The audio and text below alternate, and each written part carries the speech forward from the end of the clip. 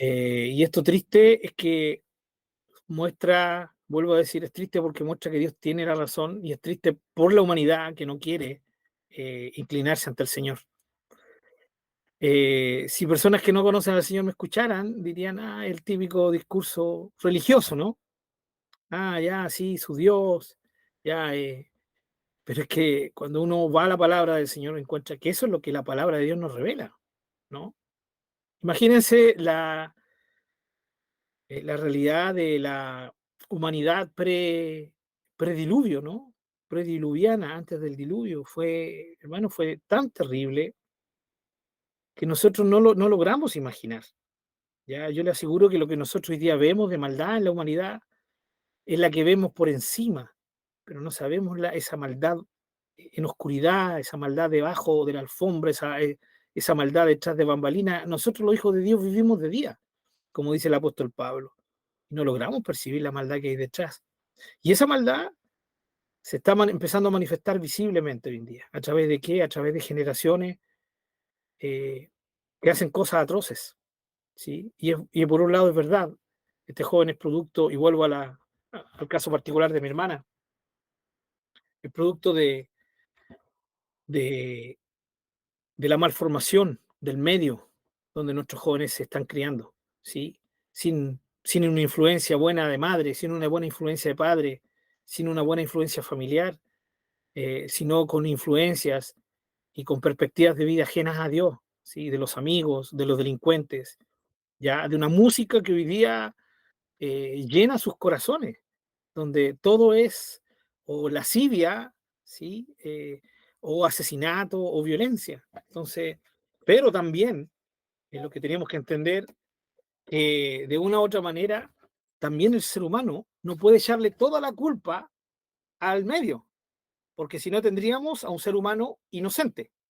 Yo no soy culpable, mis culpables son mis padres que me abandonaron, los culpables son la sociedad en la cual he crecido, pero ante Dios eso tiene que ver, ¿sí? Con su juicio hacia la sociedad y hacia los culpables en ese sentido, pero Dios hace responsable a cada ser humano, ¿ya? Y en ese sentido, mis queridos hermanos, tenemos a un Dios que conoce todas las realidades, ¿sí? Eso es lo que hemos estado viendo. Eh, Quiero terminar de pasadita lo que vimos, lo que alcanzamos de ver así cortito, justamente con respecto a si Dios se arrepiente o no, ¿se recuerdan? Que fue lo último, ¿no? Yo les mandé unos apuntes para que ustedes lo vieran y, y en esos apuntes salía el tema eh, de si Dios se arrepiente o no, ¿ya? En, Solamente quiero llevar a los hermanos a meditar un poquito en Génesis capítulo 6, ¿sí? Por favor, eh, yo sé que ustedes ya lo leyeron, así que, o si no lo han leído, también lo conocen, ¿no? Génesis 6, donde es la primera vez que se dice que Dios se arrepiente, ¿no? Eh, Dice literalmente, y, y se arrepintió, ¿ya? Jehová, ¿sí?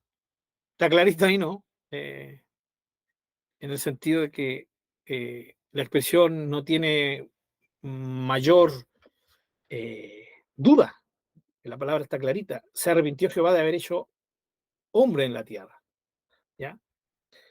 Y como yo le expliqué en los apuntes, queridos hermanos, este arrepentirse de Dios no es que significa que Él haya dicho, me equivoqué en hacer al hombre. No es eso. Si Él no se arrepiente en el sentido humano, ya que yo me arrepiento de algo, por ejemplo, el arrepentimiento de mi pecado, lo hice y me arrepiento de él y sé que hice algo mal, ya.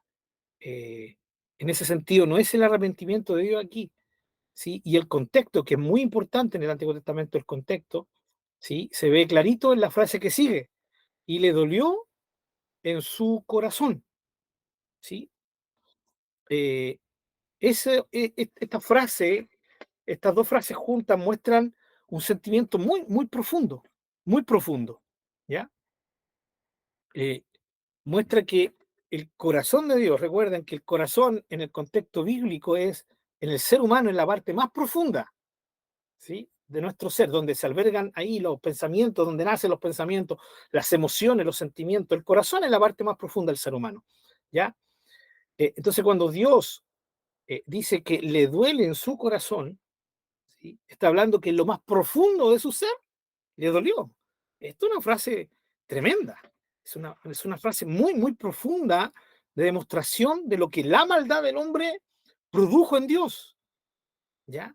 Entonces, esto tenemos que entenderlo en el contexto de Génesis, del versículo 1 adelante, donde se repite vez tras vez: la maldad de los hombres era mucha en la tierra. El versículo 5, todo designo los pensamientos del corazón de ellos, o sea, lo más profundo de su ser, de su pensamiento de ellos era de continuo solamente el mal. O sea, entendamos a una sociedad absolutamente no mala, sino ya depravada, sin frenos en su depravación, en todo sentido de la palabra.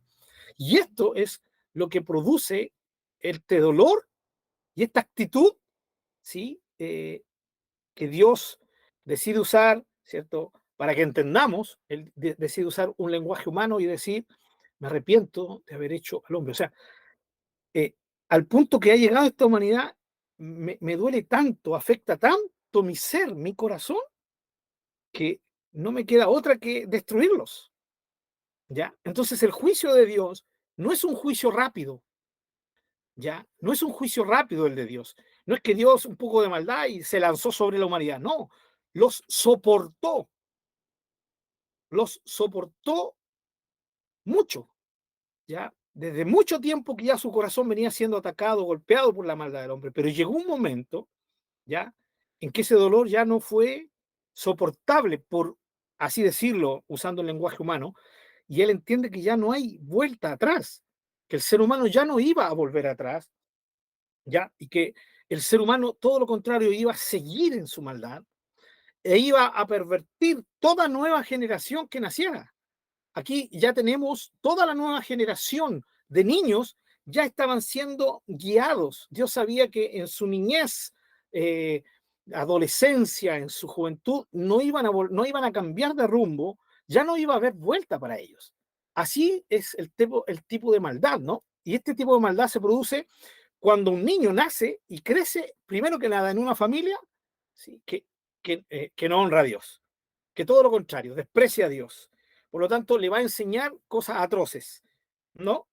Doy un ejemplo muy, pero muy, muy pobre, hermano, para que entendamos, ¿no? Un poquito. Eh, a otro nivel esta maldad, ¿no? Pero no sé si se han fijado alguna vez o han tenido la oportunidad de escuchar, esto hace mucho tiempo ya, especialmente cuando empezaron a salir videos de niños donde el papá, la mamá, la abuela, el abuelo, aplaudían al niño porque había dicho su primer garabato, ¿sí? Porque le había sacado, perdón la expresión, le había sacado la madre, ¿sí?, a su propio hermano o a su propia hermana. Y todos le aplaudían, ¿no?, al niño. ¡Oh, pero qué lindo! Miren, ya sabe decir groserías.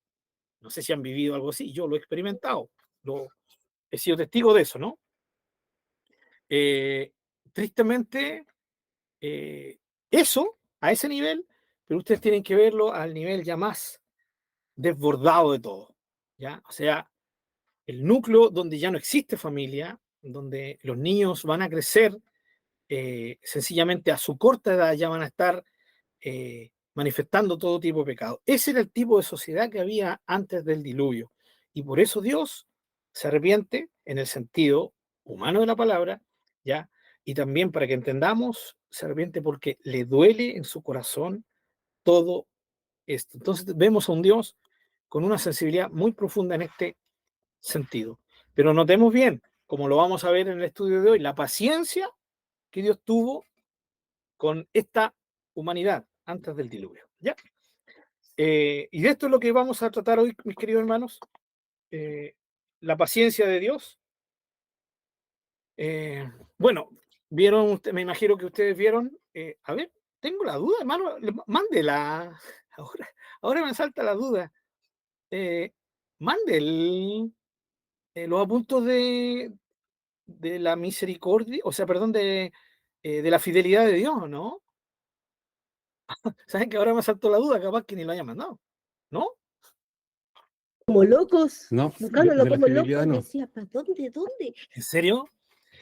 Perdónenme, hermanos De hecho, queridos, he estado reenviando los que los que ustedes yo han haya dado enviado. positivo para que los hermanos Oh, tengan, bueno, pero Sí, por la hermanita Jesús y la hermanita Laura estamos reenviando lo que usted ya había mandado de hace tiempo.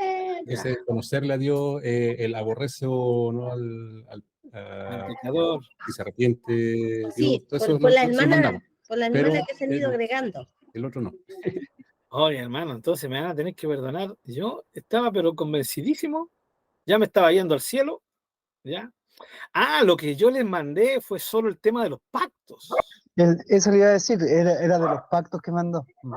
Correcto, sí, solo el de los pactos, claro. Y después pensé que le había mandado el, el otro, los otros apuntes, ¿ya? Y no, claro, efectivamente no se los he mandado. Así que, miren, para no volver a quedar de mentiroso o de engañador, ya se los voy a mandar inmediatamente, querido hermano. Sí, déjenme ver acá. Y le voy a empezar a enviar todos, ya, todos los apuntes, ya hay, gracias al Señor he podido ir eh, concluyendo algunos, tipeándolos, pasándolos a Word para poder enviárselos, ¿ya? Ahí está, se los envié para que lo puedan recibir. Bueno, entonces, ya, entonces, no, permítanme la expresión chilena, o sea, no cachan para dónde va la moto, entonces, con todo lo que estoy diciendo. Bueno, ahí al final de fidelidad, eso, ahí al final de fidelidad, de la fidelidad de Dios, salen los dos puntos últimos que vimos el lunes pasado. Una, que hay que ser cuidadoso cuando tomamos promesas. Creemos que son promesas de Dios para nosotros y no son promesas directas para nosotros. Tuvieron una persona a quien, o a algún grupo a quien fue dedicada esa promesa. También entender que Dios sí promete, nos promete cosas, ¿sí? Como hijos de Dios en general, ¿no? Y también Dios puede prometernos cosas individualmente, hablándonos directamente. Creemos que Dios habla directamente, ¿no? Y Dios puede darnos promesas, pero nosotros tenemos que tener el cuidado de cerciorarnos, de convencernos bien de que Dios que nos ha prometido tal cosa y esperar que Dios la cumpla, porque Él es fiel, ya, y Él es veraz, no va a dejar de cumplir lo que nos ha prometido, pero también tenemos que entender, uno, vuelvo a decirlo, entender que realmente es una promesa que Dios nos ha hecho. Dos, esperar y entender cuál es el tiempo en que Dios nos ha dicho que nos va a dar nos va a cumplir esa promesa, ¿ya? ¿En qué circunstancia la va a hacer? O sea, toda la fidelidad de Dios se cumple en su soberana voluntad, pero también en sus tiempos y en sus maneras, y eso es muy importante que lo entendamos, ¿ya? Y luego, ahí al final del apunte que les envié, ahí sale justamente el tema si Dios se arrepiente o no. Bueno, en resumen es lo que les compartí hace poquito, ¿no?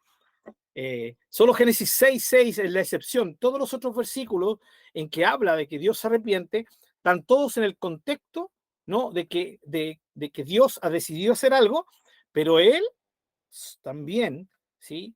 Está dando la opción del arrepentimiento. Tiene que ver con el arrepentimiento ante el juicio de Dios, ¿ya? Entonces, en este sentido, Dios siempre ha tenido delante de Él las dos opciones: el castigo por la maldad, pero también Él puede adoptar el segundo camino, que es la misericordia, la compasión ante el arrepentimiento del ser humano. Entonces, siempre han sido dos opciones para él.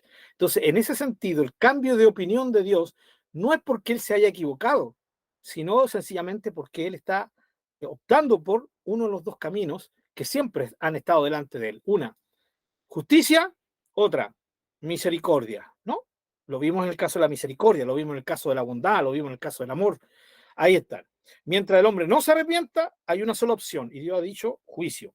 Pero si el hombre se arrepiente, ahí entra la segunda opción y Dios toma la segunda opción, ¿sí? En ese sentido, sí, Dios se arrepiente, ya en el sentido de que cambia de opinión, pero vuelvo a decirlo, no sé, creo la tercera o la cuarta vez que lo digo, siempre en base a las dos opciones que él siempre ha tenido delante de sí soberanamente, ¿ya? Bien, y Génesis 6 justamente me estaba agarrando de ese versículo para entrar al tema de hoy, de la paciencia, ¿ya? Y que les invito a que tengamos un tiempo a estudiar sobre la paciencia de Dios. Ya estamos terminando, hermanos, el tema de los atributos más reconocidos de Dios, ¿ya? Hoy día espero terminar hoy, ¿sí? Luego vamos a entrar, porque la idea es seguir conociendo a Dios, ¿no? Y Dios se ha revelado a través de sus atributos, pero también se ha revelado a través de sus nombres, especialmente en el Antiguo Testamento, pero también en el Nuevo, ¿no? Entonces vamos a examinar, tal vez no tan detenidamente como los atributos, pero sí vamos a examinar los nombres de Dios ya en la Biblia, porque ellos nos revelan también características de Dios, cómo Dios, nuestro Dios es, cómo Él se ha revelado. ¿Ya? Y luego de ver los nombres de Dios, vamos a entrar a examinar de una forma un poquito más profunda al Señor Jesucristo y posteriormente al Espíritu Santo. ¿Ya? Yo creo que en todo esto estaríamos hasta como el año 2400, si es que el Señor no viene antes, y si el Señor viene antes no hay problema, lo vamos a entender todo en la presencia de todo esto, ¿no? Ya vemos que creo que nos ha quedado claro de que cuando estemos arriba, todo esto que tendríamos que haber entendido hoy va a ser ya materia pasada para nosotros, ¿sí? Pero vamos a seguir conociendo a la grandeza de nuestro Dios por el resto de la eternidad. Bien, así que entremos hoy día a estudiar entonces la paciencia, vamos a intentar ver la paciencia y la gracia de Dios. Enfoquémonos entonces en la paciencia, mis queridos hermanos. Hoy voy a leer yo los versículos, ¿les parece? ¿Sí? Ya de la próxima semana vamos a volver a nuestro sistema de repartir versículos, para que hoy día podamos avanzar y terminar estos dos y así poder seguir avanzando.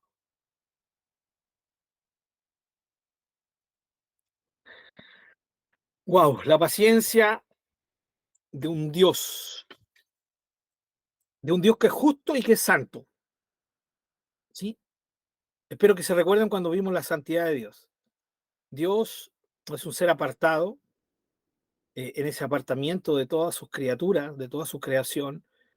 Él tiene una autoexistencia absolutamente ajena a todo lo que es maldad, ¿sí? A lo que es oscuridad en el sentido de maldad, ya, a todo lo producto de la misma maldad, a todo lo que es pecaminoso, ¿no? Por eso hablamos de que Dios aborrece el pecado sin lugar a duda, ¿ya? Hoy día está la discusión, la vimos también de pasadita, ¿no? Si Dios ama, que está mal dicha la frase, ¿cierto? Dios ama al pecador, pero aborrece el pecado. Nadie duda la segunda parte, de la que se tiene duda y la que se discute siempre en la primera parte. La segunda, todo el mundo lo sabe. Dios aborrece el pecado. Y nosotros decimos, amén, es así, lo vimos en la santidad de Dios. Entonces, imaginémonos a este Dios tremendo, que es santo, que es puramente santidad, que es esencialmente santo. Nuestro versículo base para este estudio, Isaías 57, 15, si es que no recuerdo, ¿ya? Así dice el alto, ¿cierto? El sublime, el que habita la eternidad, el santo, y luego él dice, yo habito en las alturas y en la santidad, o sea, es un ser totalmente y esencialmente santo, ¿ya? Manifestado también esto en el Nuevo Testamento. Recordemos, el Dios de la santidad no solo es el Dios del Antiguo Testamento. El Dios del Antiguo Testamento es el mismo Dios del Nuevo, y en el Nuevo Testamento la santidad de Dios se manifiesta de la misma manera. ¿Sí? Se manifiesta en el libro de Hebreos de una forma potente, que para muchos llega a ser incluso hasta medio fuerte el libro de Hebreos, y también se manifiesta en el libro de Apocalipsis, ¿no? Entonces, imagínense, por favor, a este Dios santo que aborrece el mal, aborrece el pecado, ¿sí? Lo aborrece con todo su ser. ¿Ya? No puede el pecado estar en su presencia. Y un Dios que a la vez de ser santo es justo, ¿sí? Y que en su justicia no puede pasar por alto la maldad. Ningún tipo de maldad. Ni de la maldad para nosotros pequeñita hasta la maldad más aberrante que pueda existir. Este Dios santo y justo, ¿ya? No tendría por qué tener paciencia. ¿Ya? No tendría por qué tener paciencia. Lo mismo que con la fidelidad, lo vimos la semana pasada. ¿Qué lleva a un ser tan independiente, autoexistente, ¿sí? Tan trascendente, tan perfecto, a ser fiel? Nadie lo obliga, él no le debe nada a nadie y se compromete en una fidelidad radical, absoluta. De la misma manera, ¿qué lleva a un ser santo y justo a ser paciente? Porque la paciencia, como lo vamos a ver de Dios, tiene que ver con la maldad del hombre, tiene que ver con el hombre en sí, ¿no? Y con su actitud manifestada en maldad. en pecado. ¿Ya? Si es un Dios santo y es un Dios justo, Él debería y tiene todo el derecho de reaccionar inmediatamente en contra de la maldad y fulminarla. Y obviamente a quienes producen esa maldad. ¿Ya? Y sin embargo, la Biblia nos enseña que este Dios santo y justo es paciente. Es paciente. ¿Ya? Bueno, hemos visto que también es amoroso, misericordioso, ¿sí? Bondadoso y fiel. Verás. Hoy día vamos a ver que este ser maravilloso es paciente. Vuelvo a decirlo, hermano, y permítanme el énfasis, el sobreénfasis. Vale mucho el sobreénfasis, este sobreénfasis. Dios es paciente con lo que Él aborrece, ¿sí? Ahora, fíjense bien, no es que Él sea paciente con el pecado mismo, sino Él es paciente con el pecado del hombre, ¿sí? Por lo tanto, su paciencia va enfocada no en el pecado mismo, sino en el hombre, en la mujer que cometen ese pecado, ¿sí? Que viven en ese pecado, ¿sí? Que viven de una manera que lo ofende a él, ¿sí? Que ofende radical y directamente su santidad, su justicia y su amor, su compasión, su fidelidad, ¿sí? Todo esto ofende el pecado del hombre, hermanos queridos. Todos estos atributos maravillosos que hemos visto, su amor, su santidad, su justicia, ya ofende su compasión o misericordia, su bondad, todo esto, el pecado del hombre ofende a Dios en este sentido. Todo esto es un atentado en contra de Dios mismo, la maldad. Y aparte, que Dios también aborrece el mal, porque el mal afecta a los seres que él ama, ¿sí?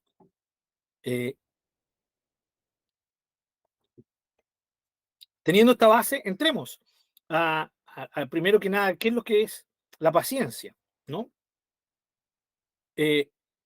Uno puede ser paciente, el ser humano puede ser paciente con las situaciones, ¿sí? ¿No?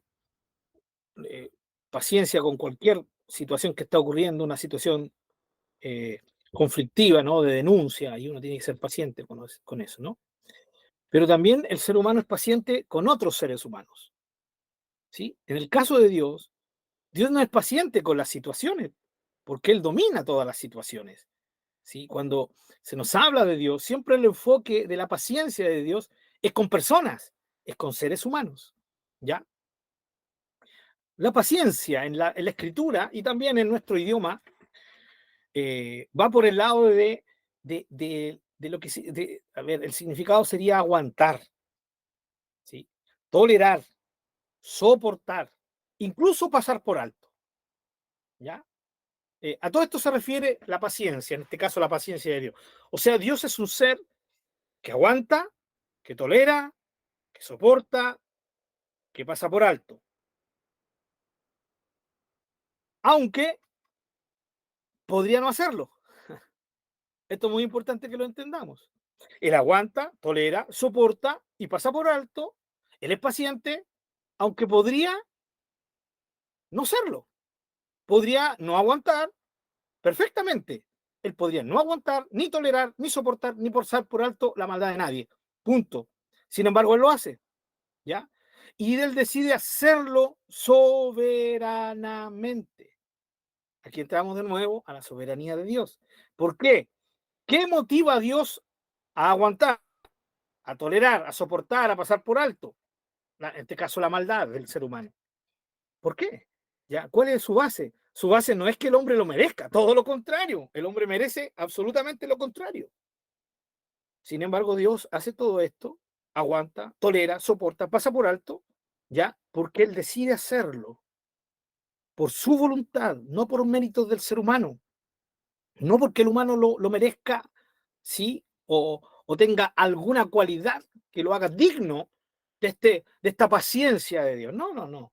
Todo lo contrario, el hombre merece que Dios sea justo y que derrame su justicia a través de su justo juicio en contra del ser humano, de la maldad del ser humano. ¿Por qué? Porque Él es un ser santo y es un ser justo, ¿ya? Y sin embargo, él decide hacerlo. ¿Ya? Él podría inmediatamente, ante cualquier maldad, reaccionar de una forma justa. Y nadie,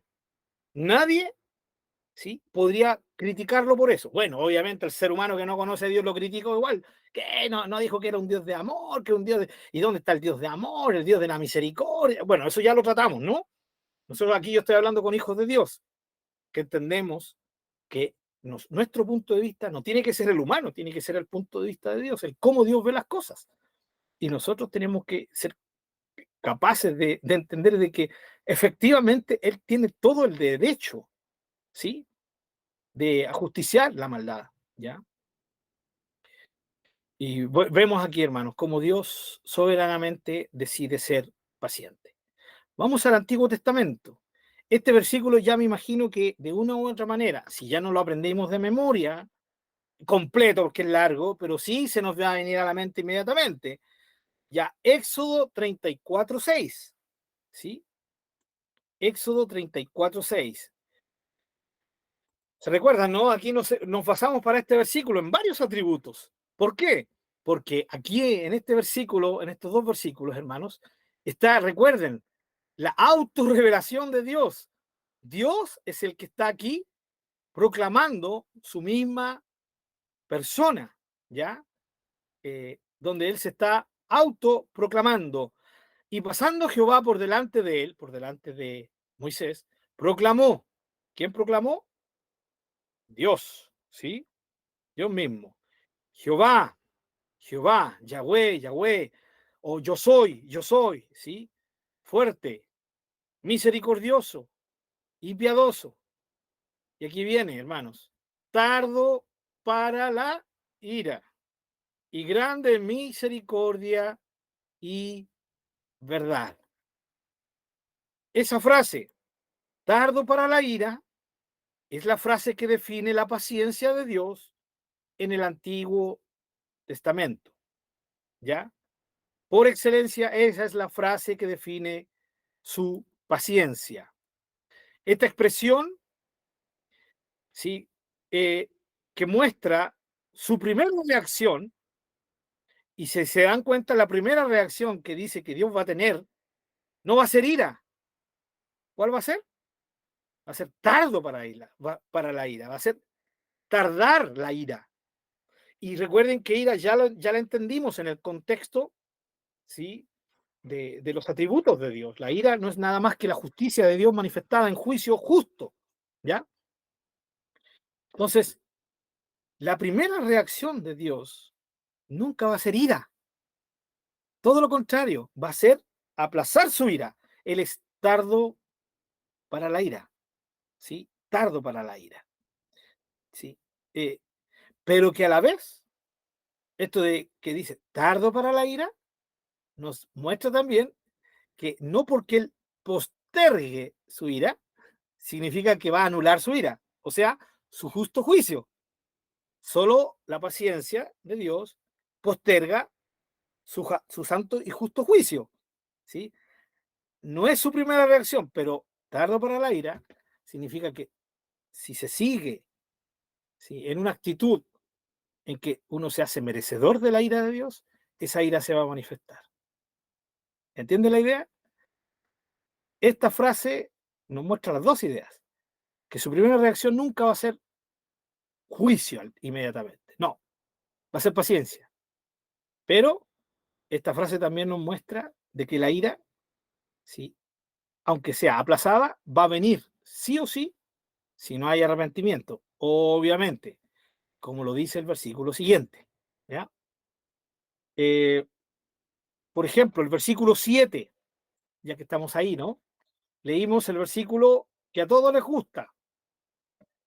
No sé si se recuerdan cuando vimos el tema y comenzamos este versículo. Yo les conté la experiencia de una vez que estuve en un culto donde una hermana leía un versículo devocional, ¿no? Y se basó en este pasaje. Y ella leyó solo el 34:6. Entonces leyó: y pasando Jehová por delante de él, proclamó: Jehová, Jehová, fuerte, misericordioso y piadoso, tardo para la ira y grande en misericordia y verdad. Y hasta ahí nomás llegó, y con eso, wow, la alabanza, gracias Señor, tú eres un Dios misericordioso, amoroso, sí, tremendamente lleno de gracia, piadoso, grande en verdad y en misericordia, wow, maravilloso, ¿ya? Pero no leyó el versículo 7, ¿sí? ¿Y qué dice el versículo 7? Vamos bien en las primeras palabras, que guarda misericordia a millares, que perdona la iniquidad. Vamos bien hasta ello, ¿no? Pero ¿qué viene ahora? Que perdona la iniquidad, la rebelión y el pecado, pero que de ningún modo tendrá por inocente al malvado, que visita la iniquidad de los padres sobre los hijos y sobre los hijos de los hijos hasta la tercera y cuarta generación. No podemos citar la mitad de la autorrevelación de Dios, porque eso degrada la persona de Dios, ¿sí? No sé si entienden la idea, ¿no? Está clarita, ¿no? Es como cuando uno se autodefine. ¿Cómo te autodefines? Bueno, yo me autodefino como una persona, aquí generalmente el ser humano saca todo lo bueno, muestra todo lo bueno que es. Sí, soy paciente, soy cariñoso, soy amoroso, sí, me gusta la lectura, me gusta la creación, pero yo tengo que ser sincero y también mostrar la otra parte, ¿sí? También soy de corto genio, ¿sí? Prendo con agua, etcétera, etcétera, ¿no? Todas esas cosas negativas que yo puedo tener. El caso de Dios, Dios se reveló completamente.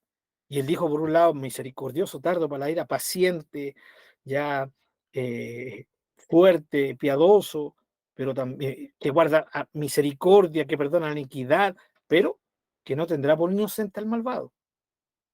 Que nos enseña estos dos versículos? Que Dios es paciente, ¿sí? Pero ante la maldad insistente del ser humano, Dios va a tener que traer justo juicio, o sea, la manifestación de su ira. En ese sentido, la frase tardo para la ira, ¿sí? Nos muestra la verdad de estas dos verdades en estos versículos, ¿ya? La ira de Dios va a venir sobre la maldad del ser humano, pero Dios es tardo para manifestarla. ¿Por qué? Porque Él es paciente. Vamos bien hasta ahora, ¿no? Espero que sí. Veamos algunos versículos, otros versículos que vamos a estar leyendo. Ya, Nahum 1:3. Recuerde que si usted no lo encuentra, vaya anotándolo, ¿sí? Y si no lo quiere anotar y solo lo quiere leer, yo voy a estar terminando hoy día, espero mañana, hoy día mismo, después del estudio, mandarle estos apuntes inmediatamente. Recuerden que son apuntes, no estamos agotando todos los temas, ya, yo no estoy agotando todo el tema, en este caso, de la paciencia de Dios en estos apuntes, sino que estamos enfocando lo más importante de esta maravillosa manifestación de Dios, de este precioso atributo de Dios que es la paciencia, con cada uno de los atributos lo mismo, pero nos sirven como guía. Así que en este sentido, yo voy a ir leyendo. Si usted no quiere leer, no se preocupe, todos estos versículos van a estar en los apuntes, ¿ya? O si quiere ir anotando, lo puede hacer. Bien, vamos a Nahum 1:3, ¿sí? Donde nos muestra clarito, hermanos queridos, ¿ya? Este sentido que estamos enfatizando hoy en día. Dice, Jehová es tardo para la ira, y grande en poder, y no tendrá por inocente al culpable, ¿sí? Clarito, ¿no? Es el mismo sentido de Éxodo. Es el mismo sentido.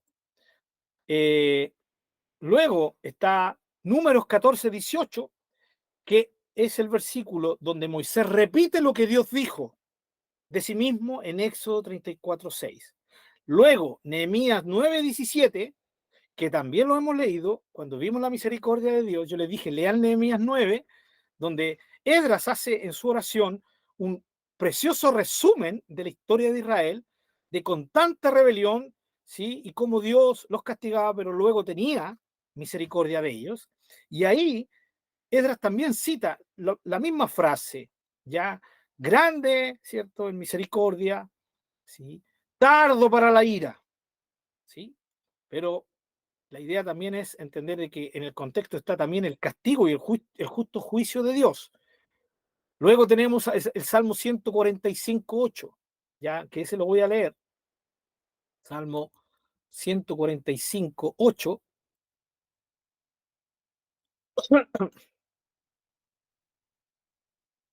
Clemente y misericordioso es Jehová, lento para la ira y grande en misericordia. Clarito, ¿sí? Sigue expresándonos esa frase maravillosa, lento para la ira. Y por último, Joel 2:13, ¿ya?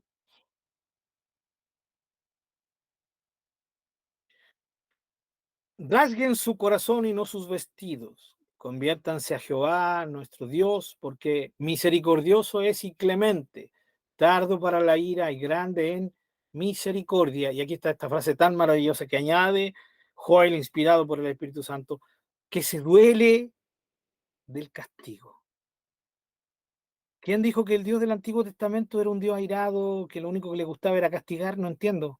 No, ese no es el Dios del Antiguo Testamento. El Dios del Antiguo Testamento es el mismo Dios de amor del Nuevo, ¿sí? Que se duele del castigo. A Dios no le agrada estar castigando, ¿ya? No le agrada, pero Él tiene que hacerlo por su justicia.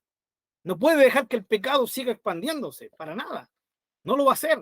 Él es tardo para la ira, ¿sí? Grande en misericordia, pero si no hay arrepentimiento, como dice aquí Joel, rasguen su corazón, no su vestido, conviértanse a Jehová el Señor. En otras palabras, arrepiéntanse, ya como dice el versículo anterior, conviértanse a mí con todo vuestro corazón, con ayuno y lloro y lamento. ¿Ya? Eso es lo que dice el Señor. Yo soy tardo para la ira, ¿sí? Y la postergo porque espero el arrepentimiento del ser humano, ¿ya? Así que tenemos aquí claramente en el Antiguo Testamento, hermanos, como la frase tardo para la ira está definiendo la paciencia de Dios. ¿Ya? Todos los versículos están en una relación justamente con la justicia de Dios postergada, la justicia en el sentido de justo juicio, ya de castigo en contra del pecado, de que Dios se revele en contra de la maldad, y en ese contexto está el tardo para la ira. ¿Ya? En ese contexto está entonces la paciencia de Dios. La paciencia de Dios tiene que ver con la maldad del ser humano, con ser paciente con el ser humano, ¿ya? Y permitirle un tiempo donde él pueda arrepentirse. Eso es en el Antiguo Testamento. Vamos al Nuevo Testamento. Romanos 2:4, que también lo hemos citado, lo citamos en la bondad de Dios, ¿ya? También lo citamos en el amor de Dios, ¿no? Y ahí en Romanos 2:4, clave en el Nuevo Testamento, tan clave como lo es en el Antiguo Testamento, Éxodo 34:6, aquí en Romanos 2:4, hablando también el apóstol justamente del justo juicio de Dios. Miren el contexto hermoso.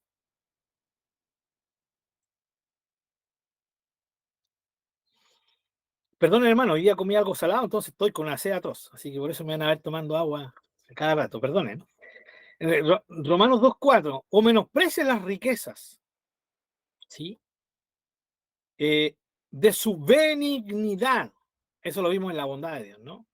Y aquí viene paciencia y longanimidad. Aquí viene la palabrita longánime. Dios es longánime, ¿sí?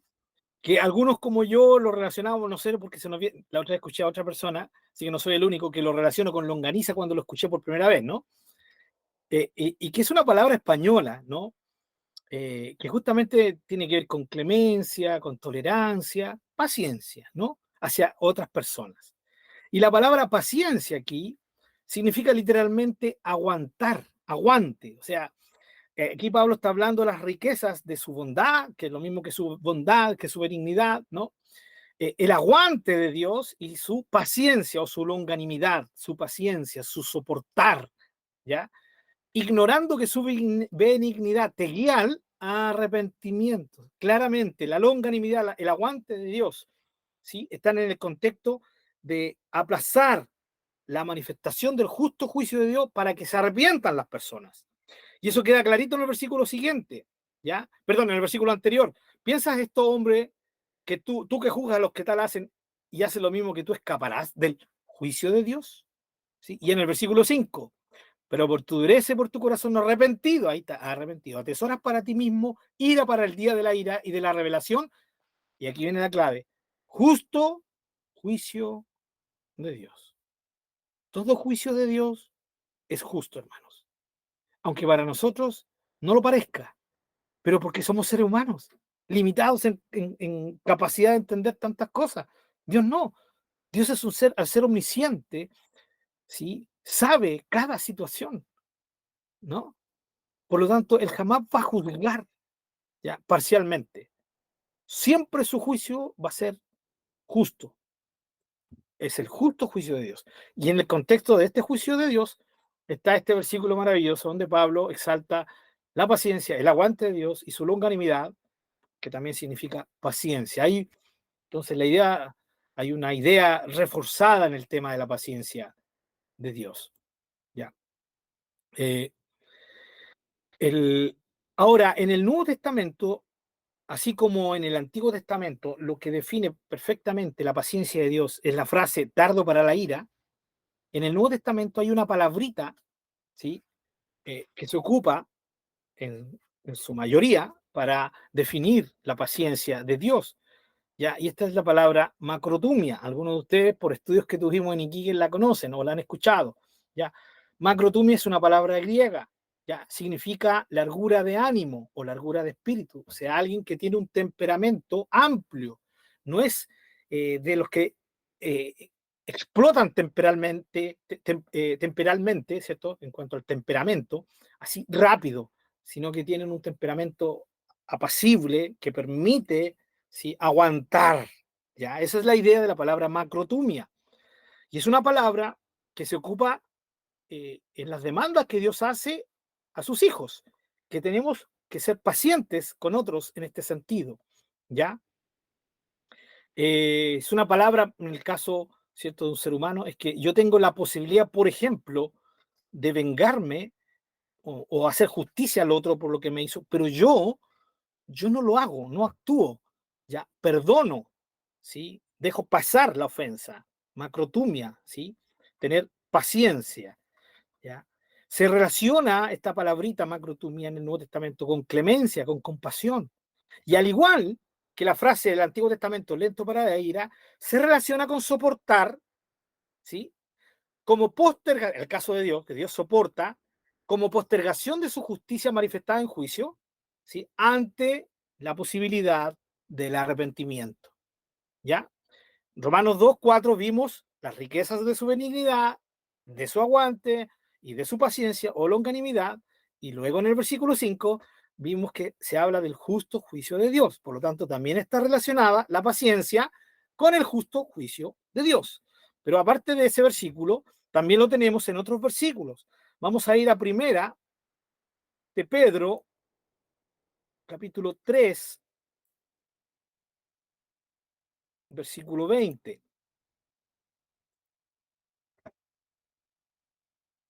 Y aquí vamos a examinar un poquito, ¿no? Dice, los que en otro tiempo desobedecieron, cuando una vez esperaba la paciencia de Dios, la macrotumia de Dios, en los días de Noé, mientras se preparaba el arca en la cual pocas personas, es decir, 8, fueron salvadas por agua. ¿Sí? Aquí en el contexto habla de espíritus encarcelados y algunos lo atribuyen a ángeles. La verdad es que no. Aquí está hablando de personas, de seres humanos, ¿sí? Porque fue con ellos que Dios tuvo paciencia. Si nos vamos a Génesis capítulo 6 de nuevo, donde está el tema claro, ¿no?, del diluvio, volvemos a Génesis 6,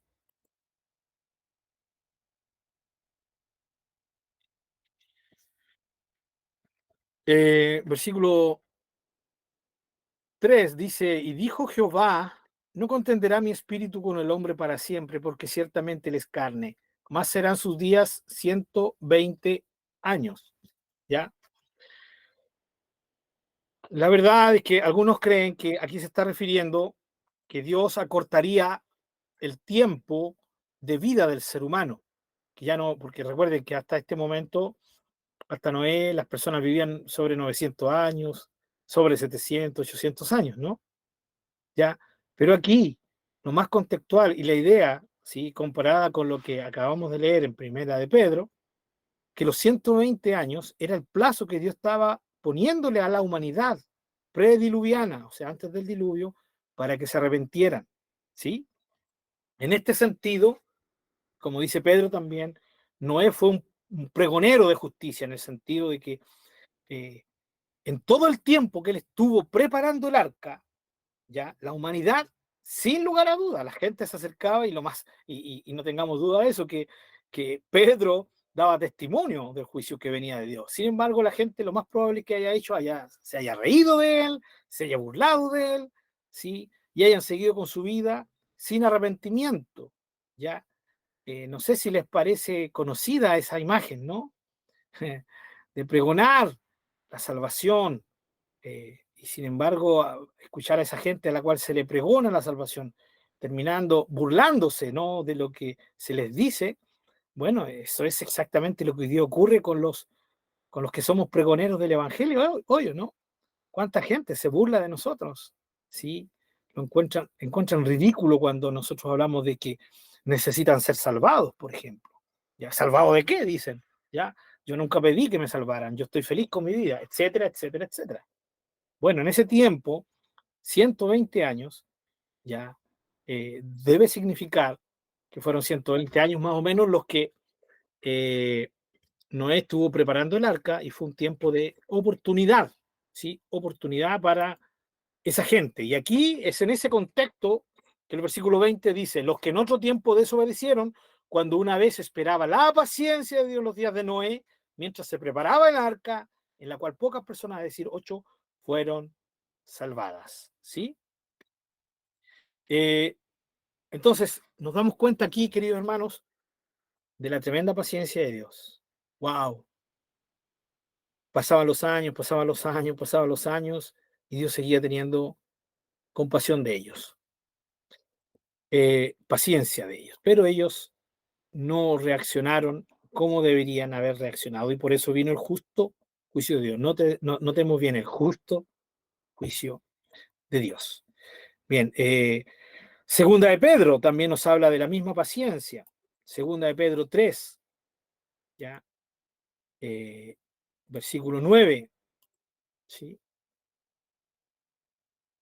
El Señor no retarda su promesa, según algunos la tienen por tardanza, sino que es paciente, ¿sí?, para con nosotros, no queriendo que ninguno perezca, sino que todos procedan al arrepentimiento. Este versículo es interesante porque Pedro está incluyéndose en este grupo, ya, por lo tanto, no hay otra deducción que decir que a quienes se le está hablando esto es a los cristianos, ¿no? Ya. Es una motivación para nosotros los cristianos, ya. El Señor no quiere que ninguno de nosotros perezca, sino que procedamos al arrepentimiento. No solo el que está afuera, sino cristianos que hoy en día están viviendo vidas no de acuerdo a la voluntad de Dios. Ahí está la paciencia de Dios, la paciencia de nuestro Dios, esperando que nos arrepintamos también, sus hijos, cuando tengamos que hacerlo, por supuesto, ¿ya? El arrepentimiento está en conexión con la paciencia de Dios. La paciencia de Dios es el tiempo que Dios da, ¿sí?, para que la persona, para que el ser humano se arrepienta y así no se pierda o no reciba el justo juicio de Dios. Ya, y en el 15 lo mismo, ¿sí? Ahí también está en el versículo 15 hablando y haciendo alusión a la paciencia de Dios. Y tengan entendido que la paciencia de nuestro Señor es para salvación. Ahí está clarito. Cómo la paciencia de Dios tiene que ver con la salvación, ¿ya? La salvación de Dios. Como también nuestro amado hermano Pablo, según la sabiduría que le ha sido dada, os ha escrito, ¿ya? Obviamente en las cartas de Pablo, este tema de la paciencia de Dios, y nosotros podríamos citar, sí, hermano Pedro, podríamos decir, lo acabamos de leer en una carta del apóstol Pablo, en su carta a los Romanos, capítulo 2, versículo 4, de lo que tú nos estás hablando, de que la paciencia de nuestro Señor es para salvación. Así que podríamos decirle amén al hermano Pedro en este versículo, porque lo acabamos de leer, ¿sí? Capítulo de Romanos. Muy bien.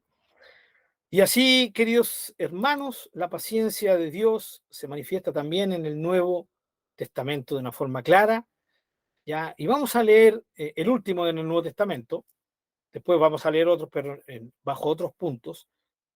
Primera de Timoteo 1:16, que nuestra preciosa Reina Valera dice clemencia, ¿sí? Pero literalmente es paciencia, ¿ya? Primera de Timoteo 1:16 dice, pero por esto fui recibido a misericordia, para que Jesucristo mostrase en mí, el primero, toda su clemencia, dice nuestra Reina Valera, ¿no? Por ejemplo, en la NBI dice infinita bondad, ¿sí? En la Dios habla hoy dice paciencia, ¿no? En la Biblia textual ya dice longanimidad, ¿sí? Entonces la palabra que sale aquí en el original es la que nosotros estamos viendo, que es macrotumia en griego, ¿no? Y que es paciencia, largura de ánimo, ¿ya? Así que todos estos versículos nos hablan de la paciencia del Señor. En esencia, hermanos, la paciencia de Dios, entonces, tiene que ver, para resumir todo lo que estamos viendo hasta ahora, la paciencia de Dios tiene claramente que ver con su actitud ante la maldad del humano, cosa que Él no acepta. Él no acepta la maldad del humano, ¿ya? Ni la pasa por alto en el sentido de que hace vista gorda del pecado, de la maldad. En ese sentido, el Señor no la pasa por alto diciendo, oh, yo no lo vi. No, no, no. Él la pasa por alto en el sentido de que no trae el juicio sobre esa maldad, ¿ya? Inmediatamente, ¿ya? Entonces, es la actitud de Dios, la paciencia de Dios es la actitud de Dios ante la maldad del ser humano, ¿ya? Una maldad que está claramente delante de Dios, ¿ya? Pero que sí Dios la soporta esa maldad, dando lugar así y esperando el arrepentimiento del ser humano. Por lo tanto, como leímos recién en Pedro, la paciencia del Señor es para salvación, ¿sí? Es para salvación, ¿ya? Y en este sentido, hermanos queridos, vemos la preciosa paciencia de Dios, ¿ya? Relacionada con su misericordia, con su amor y su bondad. Lo vimos, ¿no? Éxodo 34:6, relacionada ahí en la misma autorrevelación. Y cada vez que leímos, o la mayoría de las veces que leímos, tardo para la ira, siempre estaba o relacionada con clemencia, con misericordia, ¿sí? De parte de Dios. ¿Por qué? Porque justamente la paciencia de Dios se relaciona como producto de estas, del amor, de la misericordia y la bondad de Dios. Pero también está en los versículos que leímos y en su contexto, está íntimamente relacionada con la justicia de Dios. No hay un divorcio entre la paciencia y la justicia, todo lo contrario, juntas trabajan. La paciencia, ¿sí? Produce un tiempo, ¿sí? Entre este momento y un tremendo tiempo. La paciencia permite que haya una opción de arrepentimiento. Si ese arrepentimiento no se produce, entonces la paciencia de Dios va a dejar lugar a la justicia de Dios. Es así como funciona y cómo se manifiesta la paciencia de Dios. Bien, espero que vayamos bien hasta ahora, ¿no? Son cosas que seguramente sabíamos, ya que ya las habíamos estudiado en algún momento, ¿ya? Pero siempre es bueno repasarlas. ¿Por qué? Porque recuerden, mis queridos hermanos, hoy en día necesitamos más que nunca tener clara, ¿sí?, la revelación de Dios sobre sí mismo, porque tristemente de muchos púlpitos, de muchos lugares, están saliendo percepciones equivocadas de Dios, ¿sí? Se está cambiando, ¿sí?, la verdadera revelación de Dios, como Dios se ha autorrevelado a conveniencia, ¿no? Que eso lo vimos con el amor. Todo el mundo ama el atributo de Dios del amor, ¿ya? Y se sobreexalta, ¿sí? ¿Cuántos cantos, ¿sí?, creados en honor al amor de Dios? De hecho, yo compongo canciones y muchos de mis cantos tienen que ver con el amor de Dios, ¿sí? Y hasta yo mismo extraño ahí de repente algún canto que sea a la santidad y a la justicia de Dios, ¿no? Y eso pasa de forma general. ¿Por qué? Porque en nuestra visión siempre está ese atributo, la misericordia, por ejemplo, ¿ya? Entonces, Hoy en día se habla del amor de Dios y muchos predicadores sencillamente están pervirtiendo eso, porque para ellos y por su definición, por ejemplo, el amor es sencillamente que Dios tolera todo. Pero aquí vemos claramente que Dios sí tolera, que Dios sí aguanta, que Dios sí pasa por alto, pero no indefinidamente la maldad del ser humano. Solo lo hace para darle oportunidad que se arrepienta. Si no se arrepiente, la palabra de Dios ha sido clara, la hemos leído. Antiguo y Nuevo Testamento, clarito como el agua. Si no hay arrepentimiento, el justo juicio de Dios va a venir, sí o sí. Ahora, siguiente punto. Todos estos versículos que leímos, especialmente en el Nuevo Testamento, todos hablan de algo que es post-cruz, o sea, después de la cruz.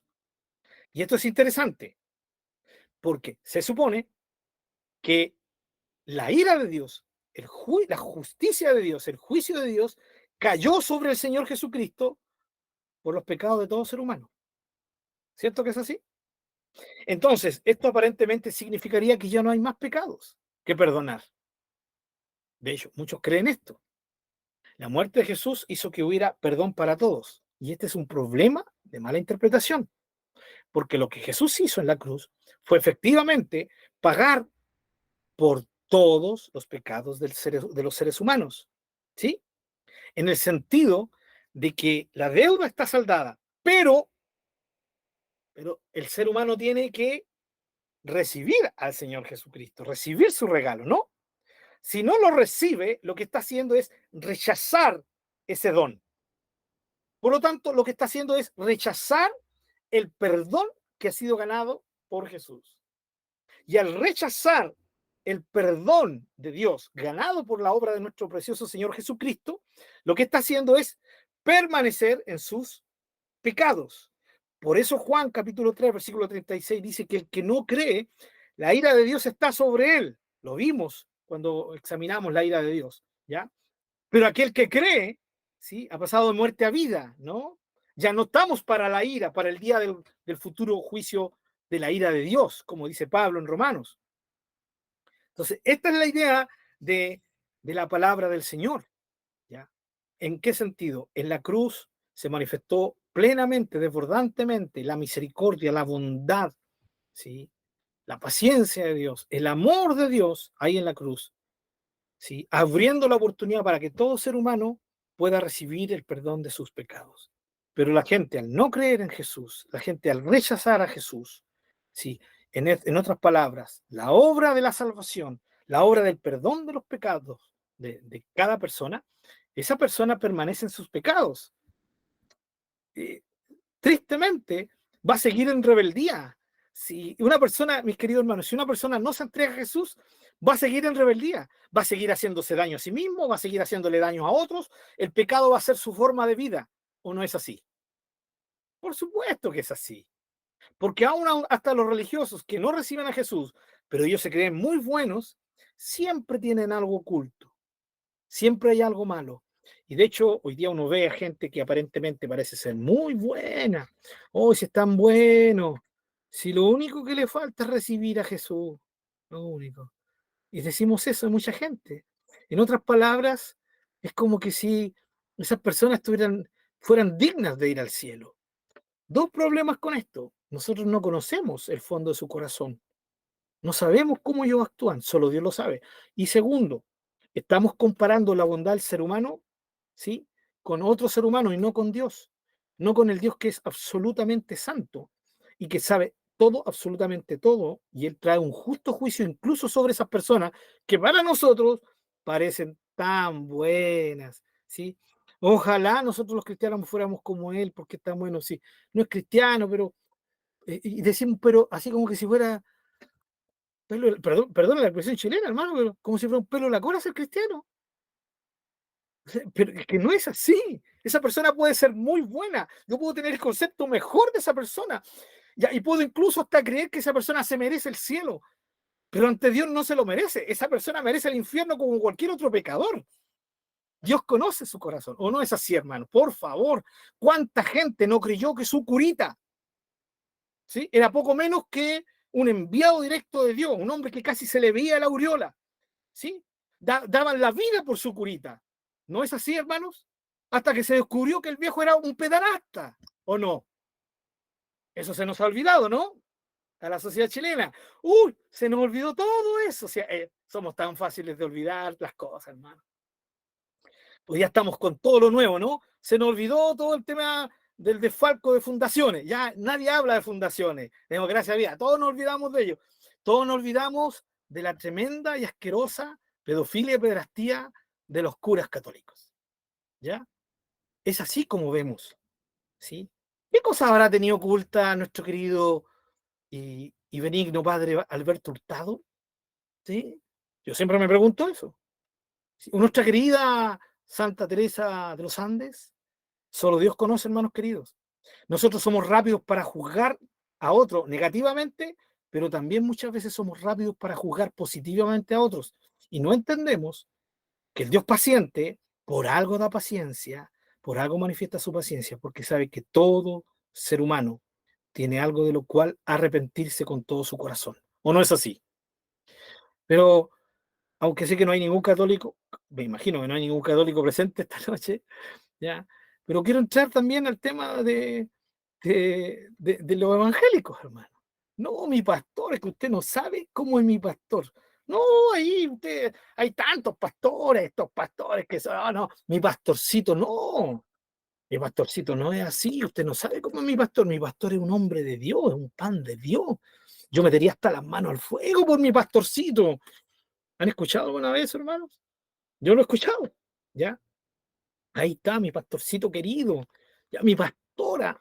Sí, no, hasta que se descubre que el pastorcito algo tenía, ¿no?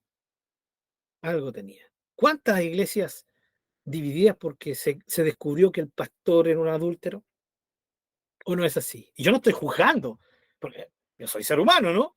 Pero estoy sacando a colación, por eso no estoy diciendo nombres, sino que estoy sacando a colación las circunstancias, ¿o no? ¿Sí? O tal vez no fueron adúlteros, pero se robaron la mitad de los bienes de la iglesia, ¿no? Por favor, hermanos queridos, no tenemos que ser ciegos a esto, ¿ya? Podría sacar el tema, sí, del famoso obispo metodista pentecostal, porque eso es público, ¿no? Y ahí tenemos un ejemplo. No, hermanos queridos, es un error cuando nosotros pensamos que el ser humano puede ser bueno. No, por eso la paciencia de Dios, como leímos en 2 de Pedro, también es para con nosotros. Por eso la necesidad, es una necesidad de vida, tener comunión con Dios cada día. Hermano, si yo dejo de tener comunión con Dios un día, me voy a ir de bruces al suelo. El pecado va a agarrar terreno en contra de mí, ¿sí? Por eso yo necesito estar cerca de Dios cada día, cada día. Por eso Jesús dijo, separados de mí, nada pueden hacer. No pueden vivir sin mí. ¿Y en qué sentido? En el sentido de las ramas de la vid, o sea, pegados al Señor, recibiendo constantemente su savia. No puede haber un día que pase sin que hayamos tenido un tiempo de estar con Dios. Ojalá en sus corazones puedan decir amén a esto. ¿Sí? Porque la verdad que no me interesa escucharlo, aparte que no lo escucho. O sea, aquí tenemos, el amén tiene que ser para Dios, ¿no? Pero esta es la verdad. Entonces, por eso, la vida del cristiano se define en términos, y uno de esos términos es dependencia. La vida del cristiano no existe si no tiene dependencia de Dios, dependencia viva de Dios. En este sentido, queridos hermanos, cuando nosotros hablamos de la paciencia de Dios, ¿sí? Entonces estamos hablando de que Dios está dándonos tiempo para arrepentirnos. Ahora, obviamente, si usted está en comunión con Dios, no es que yo quiera forzarlo a buscar. Ay, me está forzando el hermano Pablo a buscar. Tal vez tengo un pecado oculto y yo no me he dado cuenta. Bueno, no sería malo, ¿no? Pero tampoco significa eso. ¿Por qué? Porque el cristiano sí es convencido del Espíritu Santo, hermano, cuando está mal, cuando está haciendo algo malo. Y eso lo sabemos muy, muy bien. Nuestra comunión con Dios nos va a llevar siempre a ser victoriosos. Pero cuando cedemos y caemos, tenemos que arrepentirnos. Para eso es la paciencia del Señor. Ahora, Este es el punto siguiente. En esencia, la obra de Jesús, el Señor, es el punto de toque para la paciencia de Dios.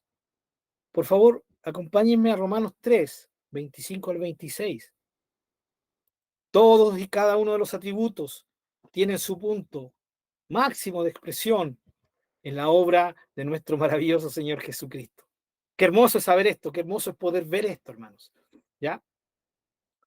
Les dije Romanos capítulo 3, 25 y 26.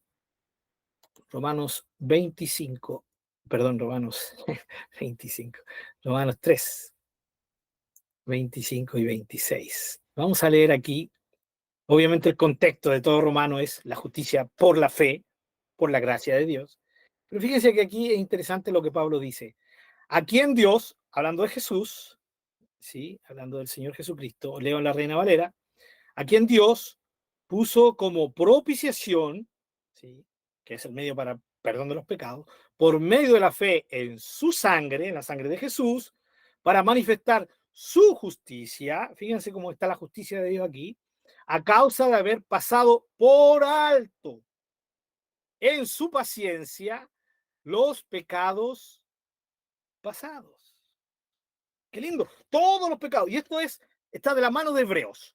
Todos los pecados pasados fueron perdonados en el sentido de que estaría el perdón eficaz basado en la obra de Jesús en el futuro. Si no, ningún pecado sería realmente borrado.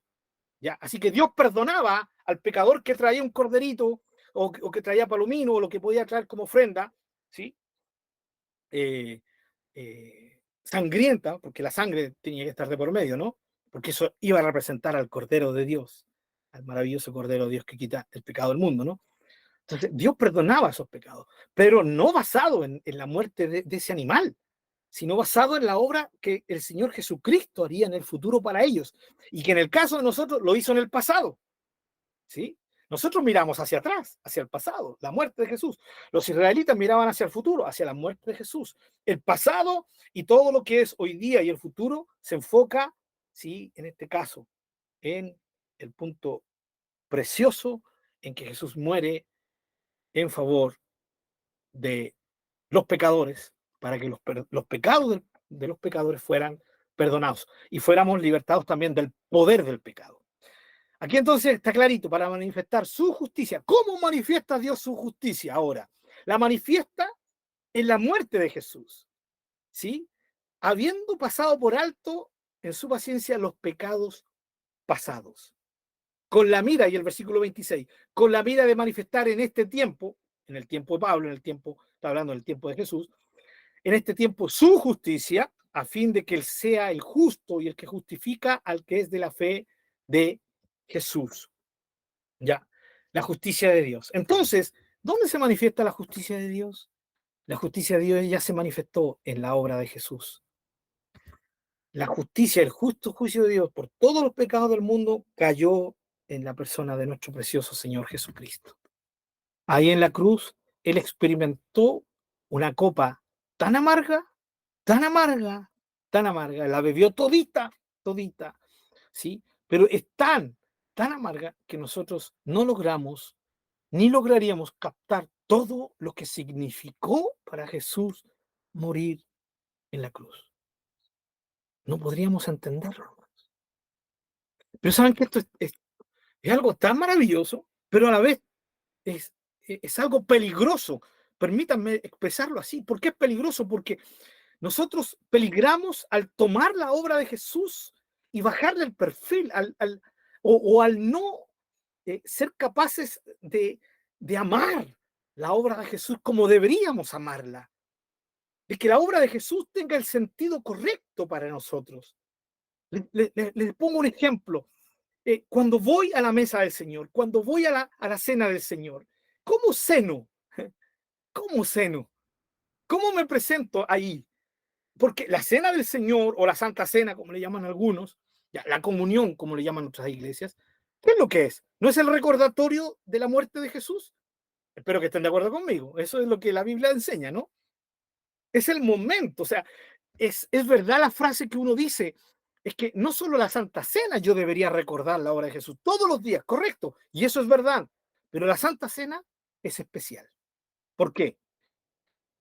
Porque conmemoramos algo que Él nos mandó a hacer. Entonces, hay una obediencia más allá de solo adoración. Hay una obediencia al recordar lo que Él hizo. Aparte que me junto con mis hermanos y como familia, como cuerpo, honramos al Señor Jesucristo en el partimiento del pan y al beber el vino, hermanos queridos. Esa es la obra de Jesús manifestada en la Santa Cena. ¿Estamos de acuerdo? La Cena del Señor. La pregunta es, ¿cómo nos acercamos a esa mesa? ¿Cómo nos acercamos? ¿Tenemos la actitud correcta? Ahora alguno de ustedes mira, es que usted no entiende, hermano, que acá en mi iglesia el año pasado fue la última vez que hicimos Cena del Señor. Bueno, ahí ya no es culpa de usted, ¿no? Pero cuando se haga. No importa, es que usted no entiende que en mi iglesia no usan vino, usan jugo yupi para, de uva.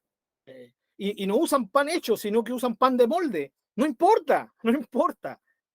Porque al final no importa tanto, hermanos queridos, aunque puede ser importante, pero no es lo esencialmente importante en la Cena del Señor. Lo esencialmente importante en la Cena del Señor es la actitud de mi corazón y mi mente. Es el enfoque que yo tenga al ir ahí. Y aunque me pasen un jugo yupi, yo creo que esto está representando la obra real de Jesús en la cruz. No es la sangre de Jesús como cree el católico, ¿sí? Es un símbolo de la sangre. No es el cuerpo de Jesús partido, literalmente, como se cree en la misa del católico, ¿ya? Sino que es un símbolo. Y yo como uno y bebo el otro, recordando la obra de Jesús. Recuérdenme qué importante era para Jesús recordarlo. ¿Y saben por qué Jesús dejó la Santa Cena? Porque sabe que como seres humanos, mis amados hermanos, tendemos a olvidar. Y olvidar no solo olvidar en el sentido de que ¿qué fue lo que hizo Jesús por mí? No me acuerdo, no. Sino que es ir bajándole el perfil a su obra. Esto es algo importantísimo, mis queridos hermanos.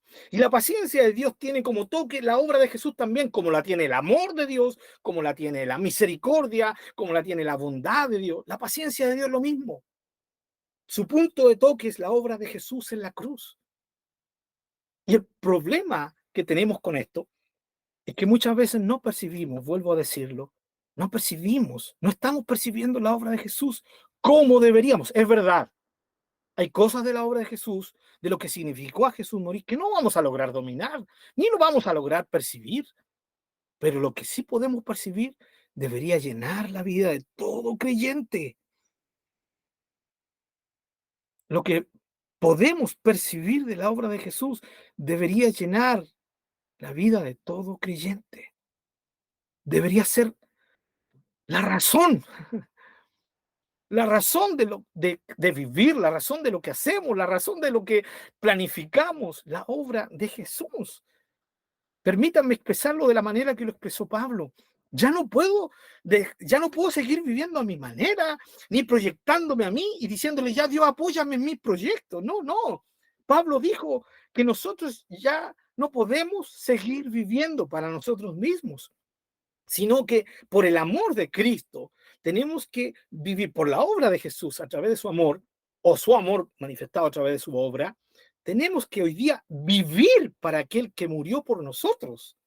No tengo ni un derecho a vivir la vida a mi manera, no tengo ese derecho. La única opción que yo debería tener es vivir mi vida para Jesús y para nadie más. Ni para nadie más, ni para mi esposo, ni para mi esposa, ni para mis hijos, ni para mis hermanos, ni para mis seres queridos. Es para Jesús. Es para Jesús. Y yo amo a mis hijos, hermanos. Y ellos son en gran parte la razón que Dios usó y el motivo que Dios usó para sostenerme en mis momentos más difíciles. ¿Sí? Pero ellos no son la razón suprema. La razón suprema tiene que ser el Señor Jesucristo. ¿Por qué? Porque Él fue el que dio su vida por mí. Gracias a Él tengo acceso a la salvación, ¿o no? Es eso, hermanos. Pero debo también dejar de ver la obra de Jesús solo como un beneficio mío, sino que lo hemos ido aprendiendo en los estudios. Espero que eso haya quedado grabado en los corazones de los hermanos que estuvieron, los hermanos que se han ido añadiendo. Ojalá que tengan tiempo para escuchar los otros estudios que Jairo ha ido editándolos y compartiéndolos. El tema es este. ¿Cómo yo me acerco a esta obra de Jesús? ¿Solo murió por mí para salvarme? No, es mucho más que eso. Es lo que le costó a Él. ¿Cuánto le costó a Dios salvarnos? Y cuando nosotros tomamos esa perspectiva de Él, las cosas cambian. Cambian, mis queridos hermanos. Porque hasta para eso somos egocéntricos. Ah, no, Jesús murió por mí. Obvio, sí, Jesús murió por mí. ¿Pero qué le costó a Él morir por mí? ¿Qué significó para Él morir en la cruz? ¿Necesito ver la pasión de Cristo para llorar? ¿Para adorar?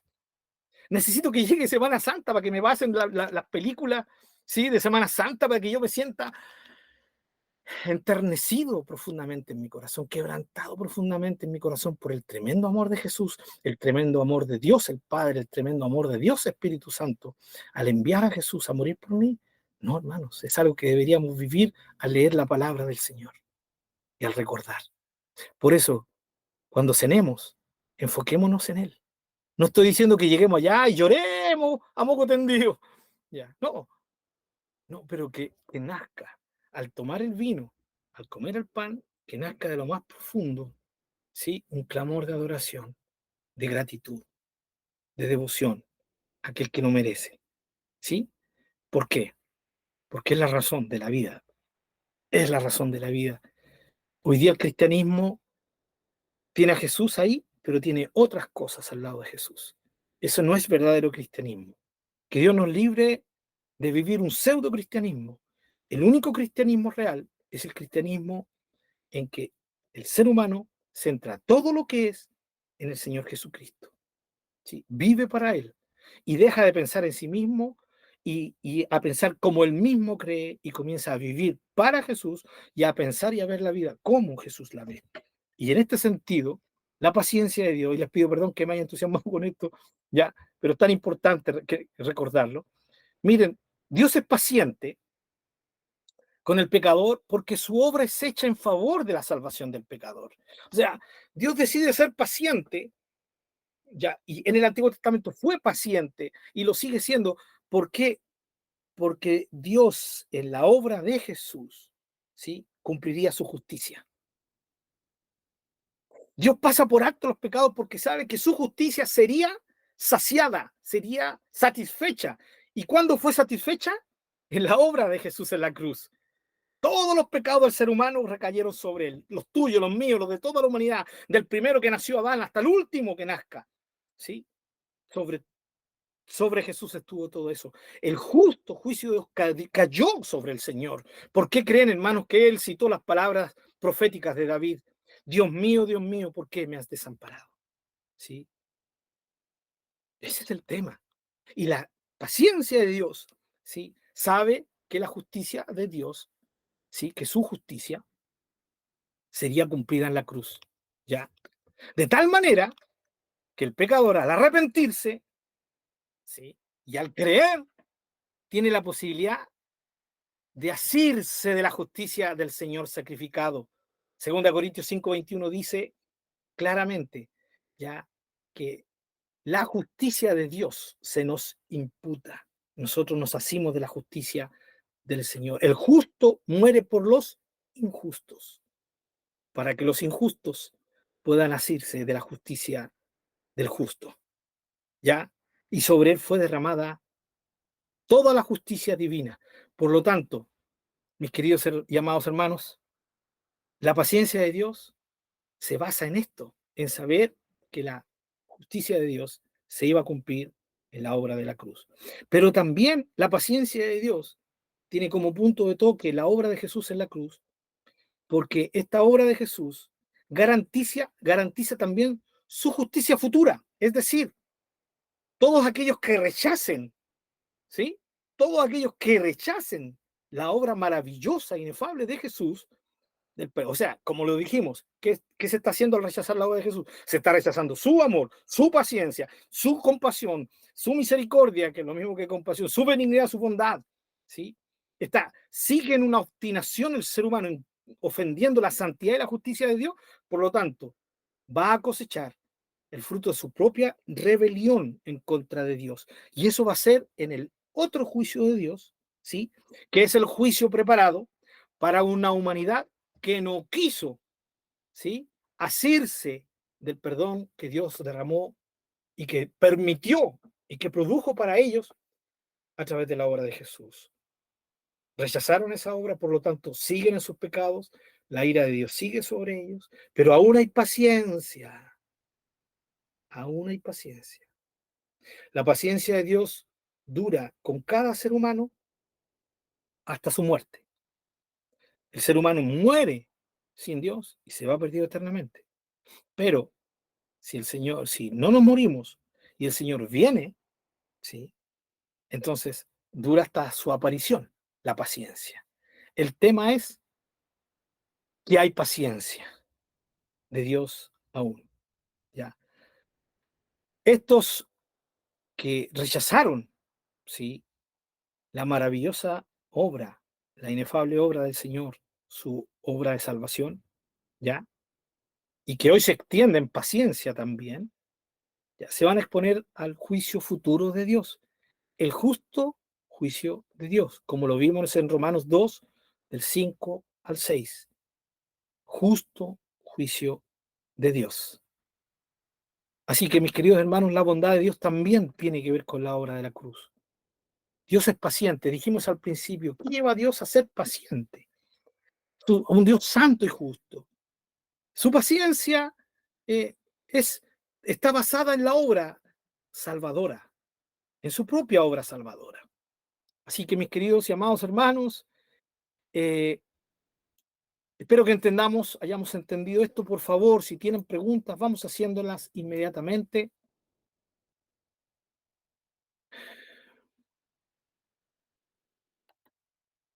¿No hay preguntas? Perdón, hermano, si fui muy rápido.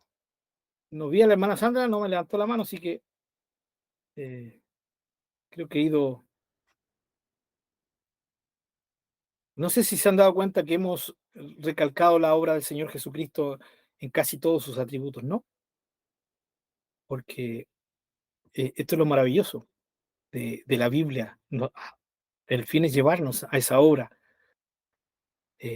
maravillosa del Señor. Para concluir este tema de la paciencia, les pido por favor que vayamos a Juan, capítulo 16, para sondear un temita que creo que es muy importante. Mientras te busca, obviamente, lo que hemos visto entonces nos muestra que la paciencia también tiene que ver con la salvación del ser humano. Todos sus atributos están vinculados en la salvación del ser humano. Antes de entrar a la gracia, veamos Juan capítulo 16, la obra del Espíritu Santo.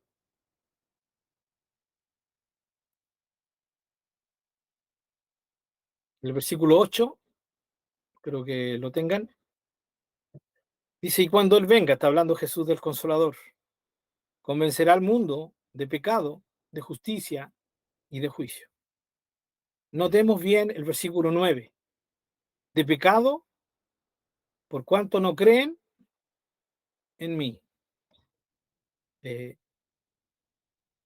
Por cuanto no creen en mí.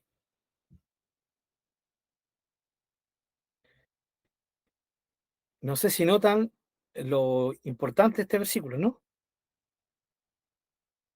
El pecado del cual el Espíritu Santo va a convencer al ser humano no va a ser del adulterio, ¿sí? No va a ser de la mentira, no va a ser del robo, ¿sí? No va a ser eh, del orgullo, ¿sí?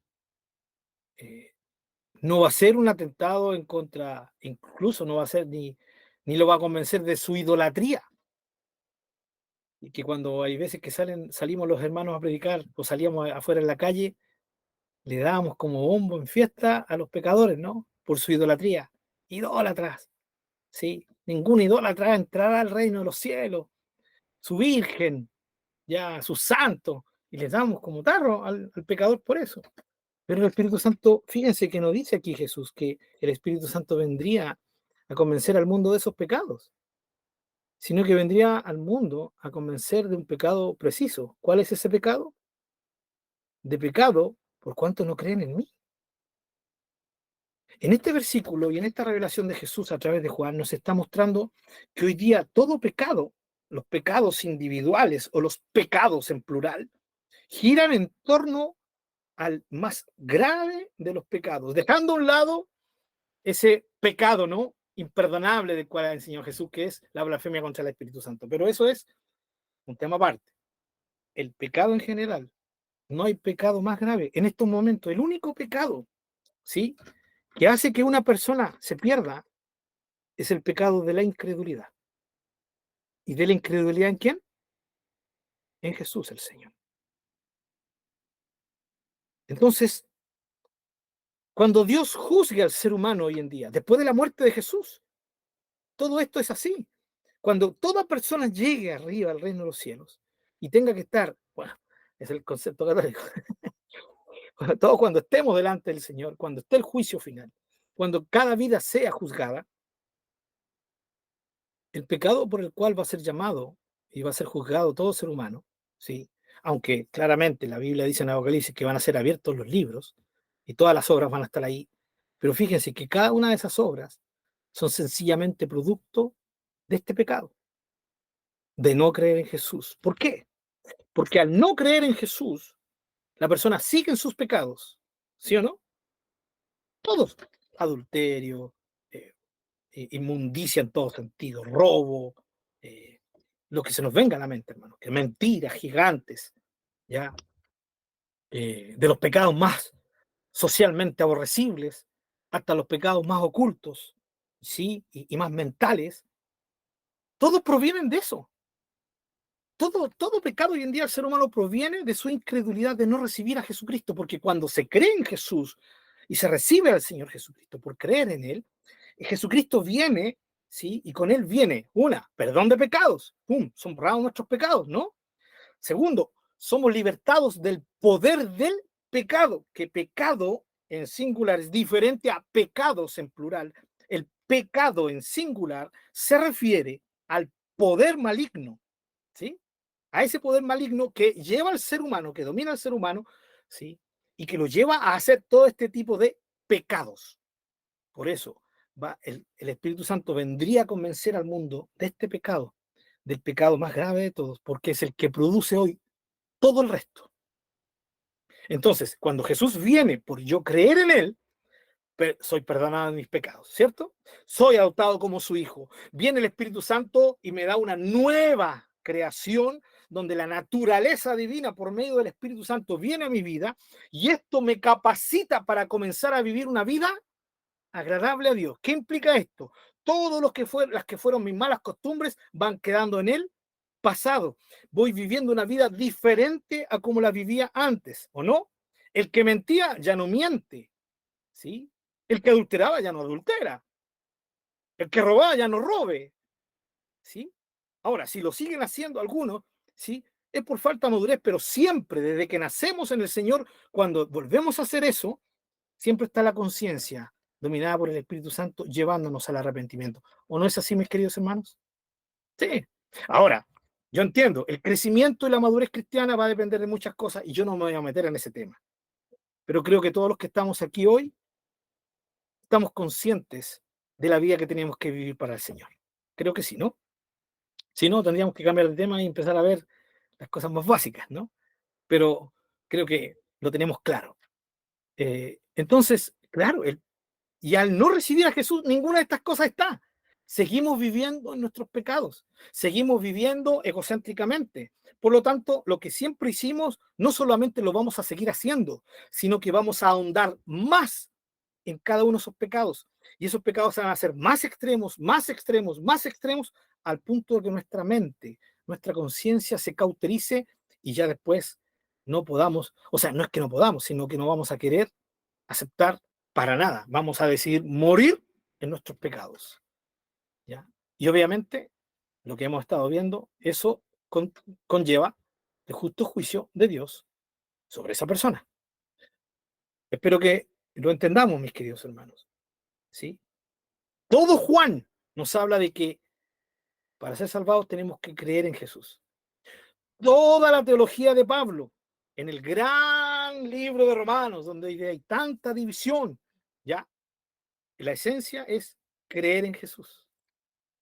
Es creer en los dos grandes, voy a decir, abre comillas, los dos grandes teólogos del Nuevo Testamento, Juan y Pablo, ¿sí? Nos llevan a que tenemos que creer en Jesús. La fe en Jesús es la que nos hace recibir la salvación que fue ganada, que fue completada, ¿sí? Que fue consumada por el Señor Jesucristo a favor nuestro. Entonces, Juan 16, versículo 9, nos habla clarito de que por eso que el Espíritu Santo viene a convencer de este pecado, que es sin lugar a duda el gran pecado, por el cual todo ser humano hoy va a definir su eternidad, ¿ya? ¿Y todo esto desde cuándo? Desde que Jesús murió, porque en Jesús se manifiesta la salvación plena de Dios. Hermano Dani. Pastor, mire, yo he escuchado a algunos pastores, a veces, escuché a un pastor decir que eh, la blasfemia contra el Espíritu Santo es también el no creer en Jesús o el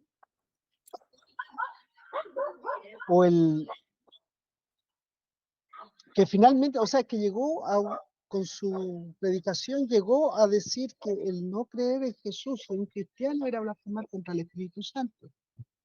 Pero es que acá no,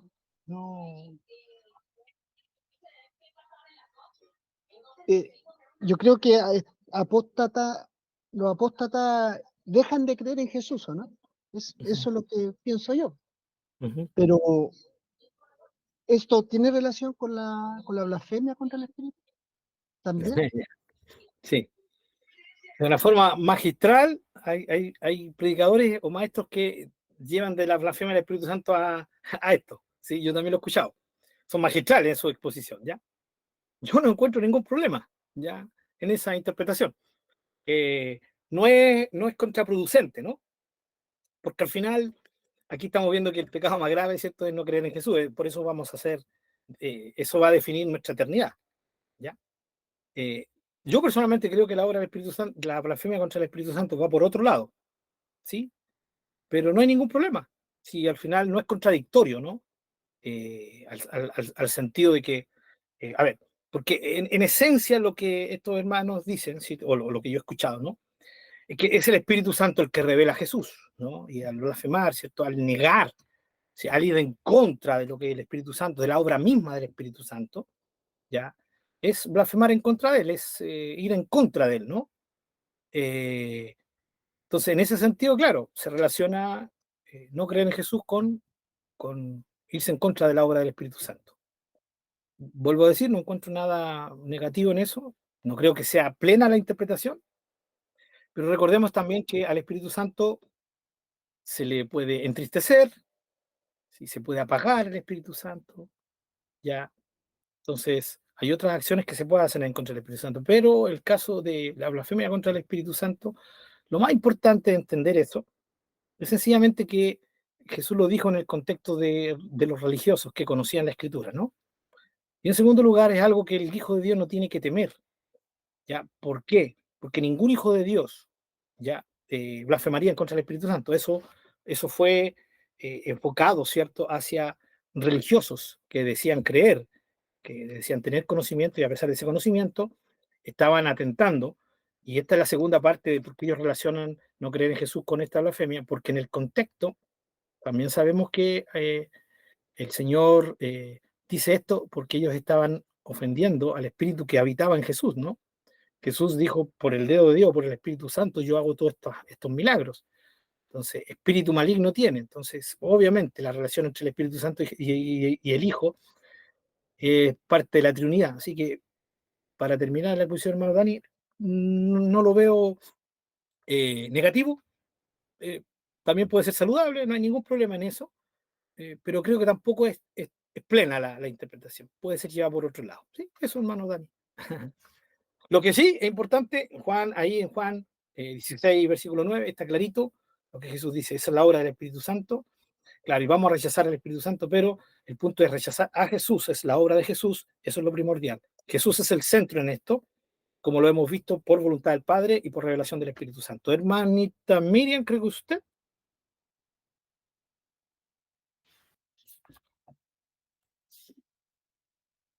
Pastor, Hermano Norman, bendiciones. ¿cómo está? Bien, una alegría verlo. Está Igualmente. escondidito ahí. Sí, ella me esconde.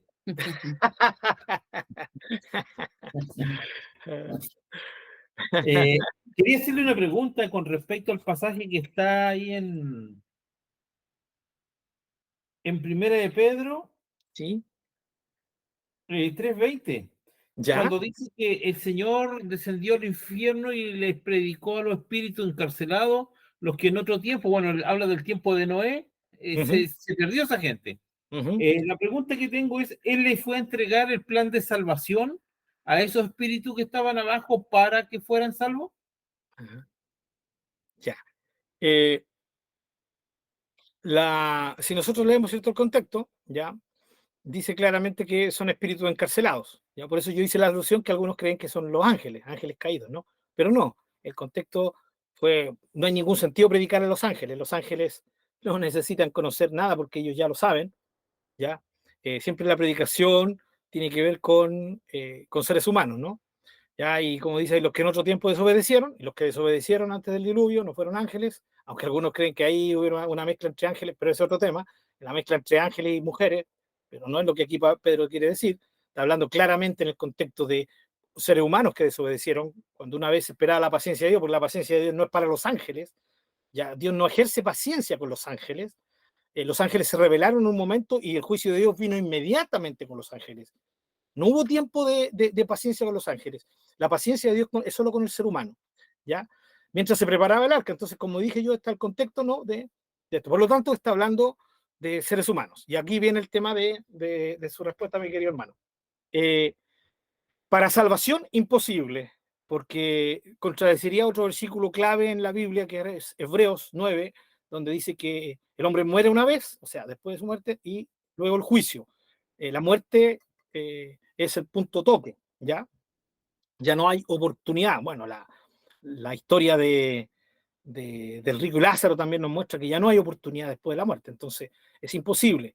Ya lo que creo que significa esto, sí, que fueron y le predicó, fue sencillamente que el Señor baja, sí, al lugar de los muertos para decirle a esas personas que estuvieron ahí, ya, que todo lo que Noé les predicó o sencillamente todo lo que la verdad de Dios era y que ellos rechazaron, era realmente la verdad, ¿no?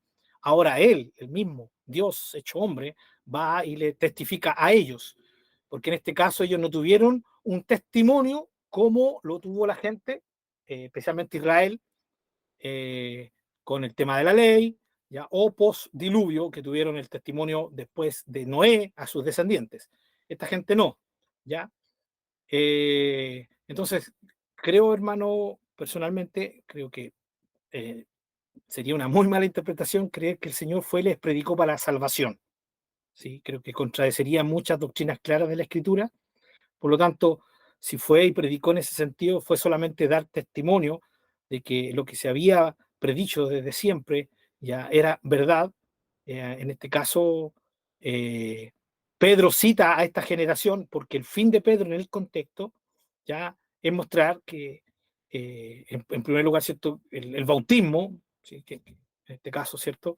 Pero también la obra de Jesús, ya como lo supremo, que es justamente lo que estamos haciendo. Así que eso, mi querido hermano Norman, creo que sería una muy mala interpretación creer que el Señor fue y les predicó para poder salvarlos, para que ellos creyeran. Ya, desde el principio, desde Adán hasta el último, si no cree en vida, si no decide por el Señor en vida, después de la muerte ya no hay oportunidad. Sería muy complicado, y para los que creen eso, que fue y les predicó para que fueran salvados, es muy complicado porque abre las puertas para que cualquiera crea cualquier cosa, ¿no? En contra de lo que la palabra de Dios es muy clara en otros pasajes de decir. Eso, mi querido hermano. No sé si continúa la duda o alguna otro punto, hermano Norman, o algún otro hermano. ¿No?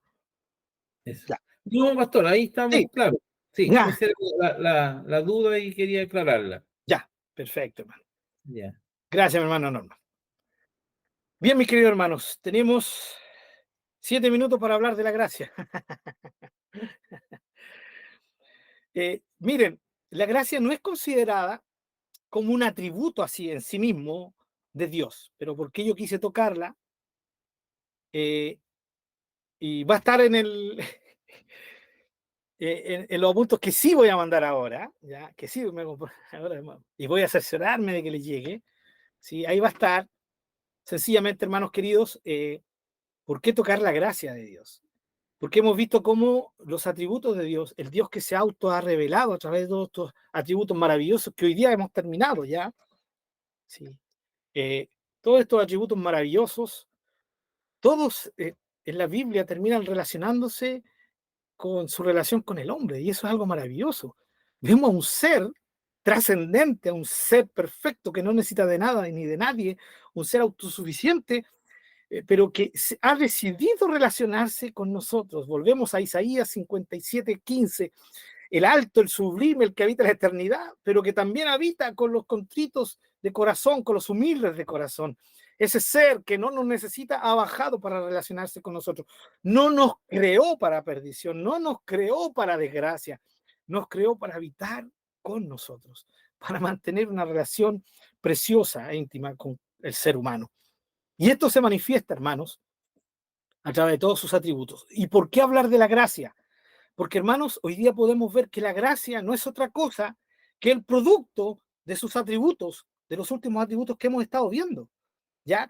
Por eso les digo que la Biblia en sí mismo no dice que Dios es gracioso, ¿no? Pero sí la Biblia habla de que Él es lleno de gracia, que Él tiene gracia, que Él actúa en gracia, ¿no? Su gracia. Entonces, lo primero que tenemos que decir sobre la gracia es que la palabra gracia en el Nuevo Testamento implica dos cosas. Por un lado, implica hermosura y belleza. De hecho, en nuestro español, cuando uno dice hoy, qué graciosa esta persona, bueno, eso se ha derivado hoy día que es chistoso, ¿no? Pero antiguamente la palabra es gracioso, tiene gracia, tiene un carisma especial, ¿no? De hecho, la palabra carisma también se relaciona con eso. Tiene que ver con la hermosura y la belleza, por un lado, ¿ya? Y por otro, lo que es el término más conocido, una bondad o favor que no se merece, ¿sí? Que no puede ganarse alguien por sí mismo.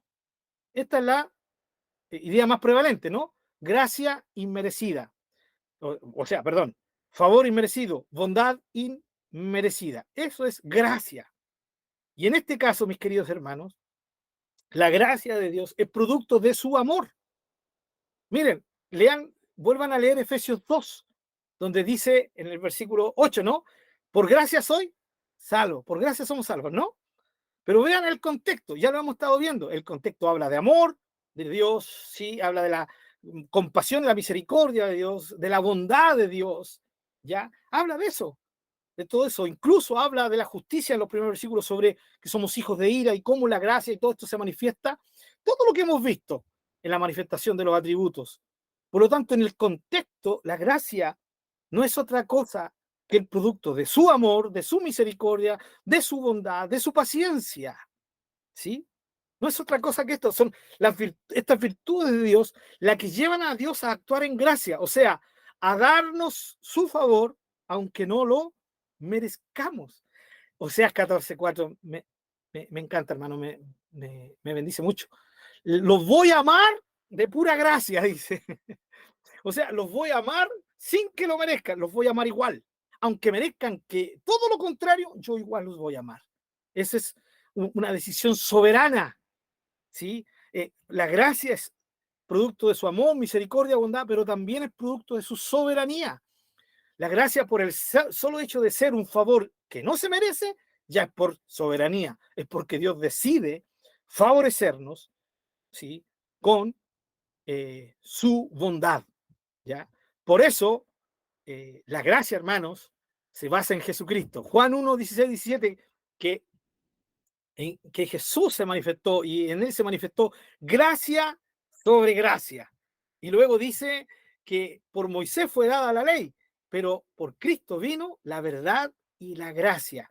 Cuando dice gracia sobre gracia, está hablándonos de que en Jesucristo la gracia es como un torrente, ¿cierto? Gracia sobre gracia y más gracia, más gracia, más gracia. Jesús es la fuente de toda gracia, ¿ya? Toda gracia es por Él, ¿sí? Y gracias a Él. Entonces, lo maravilloso de la gracia también se enfoca en el Señor Jesucristo y obviamente en su tremenda manifestación de salvación por nosotros. Aparte de esto, la gracia, en 1 Pedro 4:10, dice que Pedro la define como multiforme gracia de Dios. Multiforme, qué lindo es este adjetivo. Multiforme. La gracia de Dios se manifiesta de múltiples formas, de muchas maneras. Entonces, cuando el cristiano cree que la gracia solo tiene que ver con su salvación, ¿sí? Primera, está en un error. La gracia tiene que ver con mi salvación al principio de mi vida cristiana, tiene que ver con mi vida toda y tiene que ver con algo que se va a manifestar en el futuro. Toda la obra de Dios es por una acción no merecida de parte de Dios hacia nosotros. Nosotros no la merecemos en ese sentido. Por ejemplo, Efesios 2:8, la gracia que se manifestó. Por gracia somos salvos. Fuimos salvos, ¿sí? Ya somos salvos gracias a esa obra. Pero también es gracia que se manifiesta hoy para todas mis necesidades como cristianos. ¿Se recuerdan de Pablo? Cuando Dios le dice, después de que Pablo le pide al Señor, quítame este aguijón, ¿cuál es la voz del Señor? ¿Cómo le dice el Señor a Pablo? ¿Qué le responde el Señor a Pablo? ¿Se recuerdan, no? Eso mismo, leo sus labios y dicen, bástate mi gracia, ¿no? O sea, en otras palabras, mi gracia te basta. Pablo, no te voy a quitar eso, porque lo único que tú necesitas no es que te quite el aguijón, lo que tú necesitas es mi gracia. Mi gracia es suficiente para ti. Eso es lo que el Señor le dice a Pablo. Y yo creo firmemente que lo que Dios nos dice a todos nosotros, mi gracia te es suficiente. ¿Por qué? Porque por la gracia de Dios, Pablo lo dijo en su primera carta, soy lo que soy. Somos lo que somos, podemos ser lo que seamos y todo va a ser gracias a la gracia de Dios. ¿Por qué? Porque es el favor de Dios a favor nuestro. Y por último, la gracia que se manifestará. Primera Pedro 1:18, ¿sí? Esperando la gracia que se manifestará cuando el Señor venga por nosotros. Esa gracia que por esa gracia vamos a ser transformados y glorificados para estar para siempre con el Señor Jesús. Y termino sobre la gracia, hermanos, pasándome en un minutito.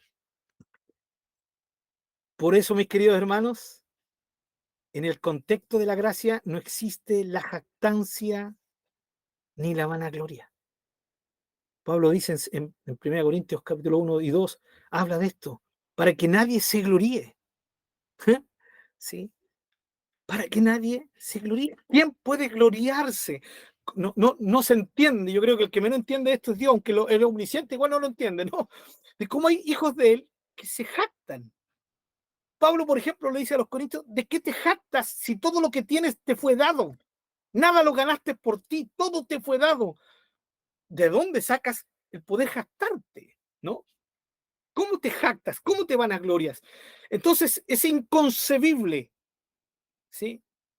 Aunque se dé, es inconcebible que un hombre o una mujer de Dios, que sea un gran predicador, una gran predicadora, un gran maestro, una gran maestra, alguien que haga milagros de sanidad, alguien que manifieste dones maravillosos, pueda tener una actitud de jactancia, partiendo por creerse superior a sus hermanos. No entiendo entonces, ahora mis queridos hermanos, cómo hay gente que se sube a los púlpitos y miran a sus hermanos desde arriba, y no porque están arriba del púlpito, no porque el púlpito mida 2 metros para arriba, sino por el hecho de su perspectiva hacia sus hermanos. No entiendo cómo hay gente que es cristiana y se jacta de lo que tiene. Eso no debería existir. Eso ofende a Dios gravemente. El pecado de la jactancia, hermano, implica una soberbia tremenda en los corazones de los hijos de Dios. Y aquí se aplica, ¿no? lo que dijo Pedro. Él es paciente, ¿sí? Esperando que nos arrepentamos. Si hay jactancia en el corazón, hay que arrepentirse, hermanos. Yo no soy mejor que mis hermanos. ¿O somos mejores? ¿O soy mejor porque yo soy el que estoy dando el estudio? ¿Sí? El Señor me diría, solamente me haría una pregunta, y yo quería tirado. Me diría, a ver, tu hermana Paola, ¿cuánto costó? ¿Cuánto costó la salvación de tu hermana Paola? Bueno, costó la muerte tuya, pues Señor Jesucristo. Bien. ¿Y la tuya cuánto costó? Costó lo mismo. Bueno, entonces valen lo mismo, ¿o no? Valimos lo mismo. Yo, la hermana Paola, yo, la hermana Miriam, sí, yo, el hermano Norman, y con cada uno de ustedes, mejor no los nombro, porque si dejo uno capaz que después se sientan que no lo nombre. ¿Ya? No hay jactancia, no debería haber jactancia. Todo lo que tenemos nos ha sido dado por Dios. Hermanos, los dones son del Espíritu. La gracia, el poder vienen del Espíritu Santo. ¿De qué nos podemos jactar? Si lo único que nosotros tenemos que poner es la gana de usarlos. La salvación es por gracia, no lo merecemos. ¿Sí? Amén, hermanos. Y algún día estaremos allá. Y por supuesto, allá arriba, la diferencia será en los galardones. ¿Sí? Los galardones. Pero ahí yo no puedo especular. No porque yo sea el hermano Pablo, o como algunos de ustedes todavía me dicen, Pastor Pablo, sí, que por mi título yo voy a recibir un galardón más grande que el de ustedes. No, los galardones son según Dios. Y allá nos vamos a encontrar con sorpresa, hermanos, ¿no? Ustedes saben que no soy muy bueno para contar testimonio, pero déjenme contarles ya, que me gusta mucho, ¿sí? Me emociona mucho. Y esto fue real, por supuesto, ¿sí? Un pastor muy famoso, años atrás, con una tremenda congregación en otro país. Era relativamente joven y comenzó su ministerio y heredó una iglesia muy pequeña, muy pobre, y Dios comenzó a bendecir la obra de él. Y este pastor, obviamente, en el concepto, no el nuestro, ¿no? Nosotros creemos en un presbiterio, en un grupo de ancianos. Este no, él era el pastor único, ¿no? El pastor cabeza. Entonces él empezó a trabajar y comenzó a ver fruto. Empezó a llenarse la iglesia, después tuvo gente con los jóvenes, con los niños, y comenzó a delegar autoridad sobre otros pastores, pero que estaban bajo de él, ¿no? Pastores de jóvenes, pastores de ancianos, pastores de... una tremenda iglesia. Y desde que él comenzó la obra, había una hermanita, una ancianita. La hermanita, no sé qué ni qué nombre poner, la hermana Eulalia. Ya va a ponerle para no identificar, no sé que no hay ninguna hermana aquí presente que se llama Eulalia. Entonces la hermana Eulalia estaba ahí. Y siempre atrasito, llegaba al culto tempranito, se arrodillaba brava, y después cuando el pastor empezaba a predicar, la hermana Eulalia agachaba la cabecita. Entonces el pastor siempre se fijaba en la hermana Eulalia, al principio decía, oh, la hermana Eulalia, la viejita, se queda dormida con mis prédicas, ¿no? Y ya, pero después pasó el tiempo y ya empezó a molestarse cuando él empezó ya a fructificar la iglesia, algo le empezó los bichitos, ese bichito que empieza, ¿no? ¿Cómo esta hermana? Abuelita, está bien que sea abuelita, está bien, pero que se quede dormida, que irrespetuoso. Eso nos pasa, ¿no? Cuando vemos a algún hermano que se queda dormido, ¿no? Que irrespetuoso el hermano. No, hermano, no se preocupe de él, déjelo que duerma, nomás. El Señor tal vez le hable en sueño. No, eso no. Pero ¿para qué estarnos enojando, molestándonos con el hermano o la hermana que se queda dormida? Que se queden dormidos, cosas de ellos. Aquí una relación personal con Dios. Mientras no ronquen fuerte y no interrumpan la prédica, otra cosa. La abuelita, empezaba el pastor a predicar y la abuelita agachaba la cabeza. ¿Sí? Listo. Entonces llegó un momento en que el pastor se molestó. Y ya, como él empezó a inflarse, ¿no? Ya eso ya cruzó un límite, lo de la abuela, lo de esta hermanita. Y él un día le reclama al Señor, le dice, Señor, la verdad es que ya hoy día me molesta esta hermana. ¿Qué tengo que hacer? ¿Tengo que hablar con ella? ¿Tengo que reprenderla? ¿Se quedó dormido? Ustedes saben que yo sé que Dios puede usar sueños, ¿no? No soy fan de los sueños. Yo creo que la palabra de Dios es suficiente, pero Dios soberanamente usa sueños, ¿ya? No tenemos que mal acostumbrarnos, ¿ya? Y el pastor tuvo un sueño. Al tiro hermanita Paula, le doy la pasada. Y el pastor tiene un sueño. En el sueño, él se ve que está ante el Señor. Van a entregar los galardones. Y ahí estaba él, entre medio de todos los hermanos. Dijo, tenía 700 miembros, 3 reuniones los días domingos, tenía misioneros foráneos. No, aquí mi galardón va a ser potente, ¿no? Y llega el momento en que de repente llaman Eulalia y ve a la abuelita, la hermana Eulalia. Pasó la hermana Eulalia. ¿Sí? Y le entregan un tremendo galardón a la hermana Eulalia. El Señor le dice, en lo poco fuiste fiel, en lo mucho te pondré. Y te le entrega lo poco. Y entonces este hermano dice, no, ¿cómo va a ser el mío? Si la vieja se queda dormida en los cultos y le dieron el tremendo galardón, ¿cómo? Bueno, parece que voy a superar a muchos, ¿no? Y pasa, y el galardón que le entregan al hermano no es ni la cuarta parte del galardón que le dieron a la viejita. Y él reclama delante del Señor. Recuerden que era un sueño, no era algo real, era una situación en que en el sueño Dios lo puso al hermano, ¿no? Eso lo entendemos, ¿no? Entonces el Señor le permite en esa realidad. ¿Tienes alguna inquietud? Le dice, hijo. Sí, por supuesto, Señor. Yo trabajé, yo era el que predicaba, yo era el que hacía esto, yo le enseñaba, gracias a mí trabajaba nuestro hermano. ¿Y por qué el galardón es más grande para ella que para mí? ¿No? En esencia. Y el Señor le dice, sencillo. Y el Señor lo lleva y le muestra. Claro, la viejita nunca se durmió, po. La viejita intercedió durante todo el culto y durante toda la prédica para que el Señor, sí, le diera gracia y poder al hermano para que predicara. ¿Ya? Y le mostró muchas veces que él, claro, se dedicó a escudriñar la escritura, pero no tuvo mucho tiempo de orar. Entonces, decía, Señor, tu gracia, y listo, y pasaba adelante y tenía éxito. Entonces, él le mostró que el gran éxito de su ministerio no fue producto de su labor, sino de la intercesión de esa hermanita, de la hermana Eulalia. Por lo tanto, hijo, no te puedo dar algo que tú no mereces y que se merece otra persona. Y en eso despierta el sueño. Obviamente, llega el día domingo, entra y a la primera que saluda, ¿a quién es?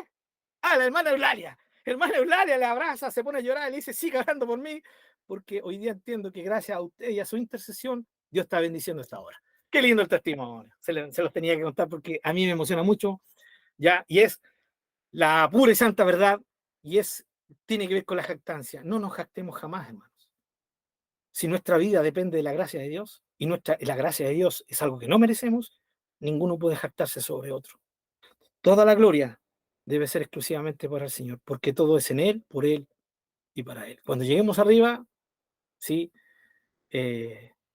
sin lugar a duda, vamos a tener que reconocer eso, ya, que estamos ahí por su gracia. No lo merecemos. No merezco estar aquí, Señor, pero estoy aquí y es por ti, Señor Jesucristo.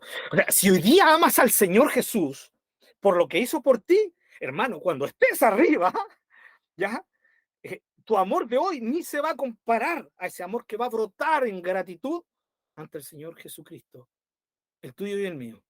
Va a ser una eternidad de decir gracias, gracias, gracias. Te amamos, te adoramos.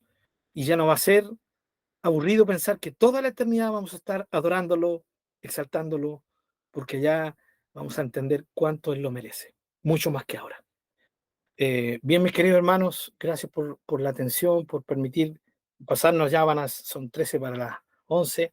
Saben que me he esforzado mucho en no pasarme las 10:30, pero hoy día ha sido un día especial también. Así que concluyo solamente diciéndoles, mis queridos hermanos, animándoles de nuevo, no nos desenfoquemos jamás de la obra del Señor Jesucristo. ¿Sí? Que ya sea nuestra meditación de día y noche, de la mano de entender de los atributos maravillosos de nuestro Dios. Recordemos que concluimos los atributos, pero no hemos concluido el estudio. Seguimos conociendo a Dios. Por la ayuda del Señor, la próxima semana vamos a comenzar con los nombres de Dios. Eso es mucho más rápido, ¿ya? Porque cada nombre tiene su significado y eso nos va a mostrar de una forma muy directa, muy concisa, alguna característica de nuestro maravilloso y gran Dios. Mientras tanto, que nuestra reacción sea adoración, que nuestra reacción sea devoción, que nuestra reacción sea amarlo y querer vivir como Él quiere que vivamos.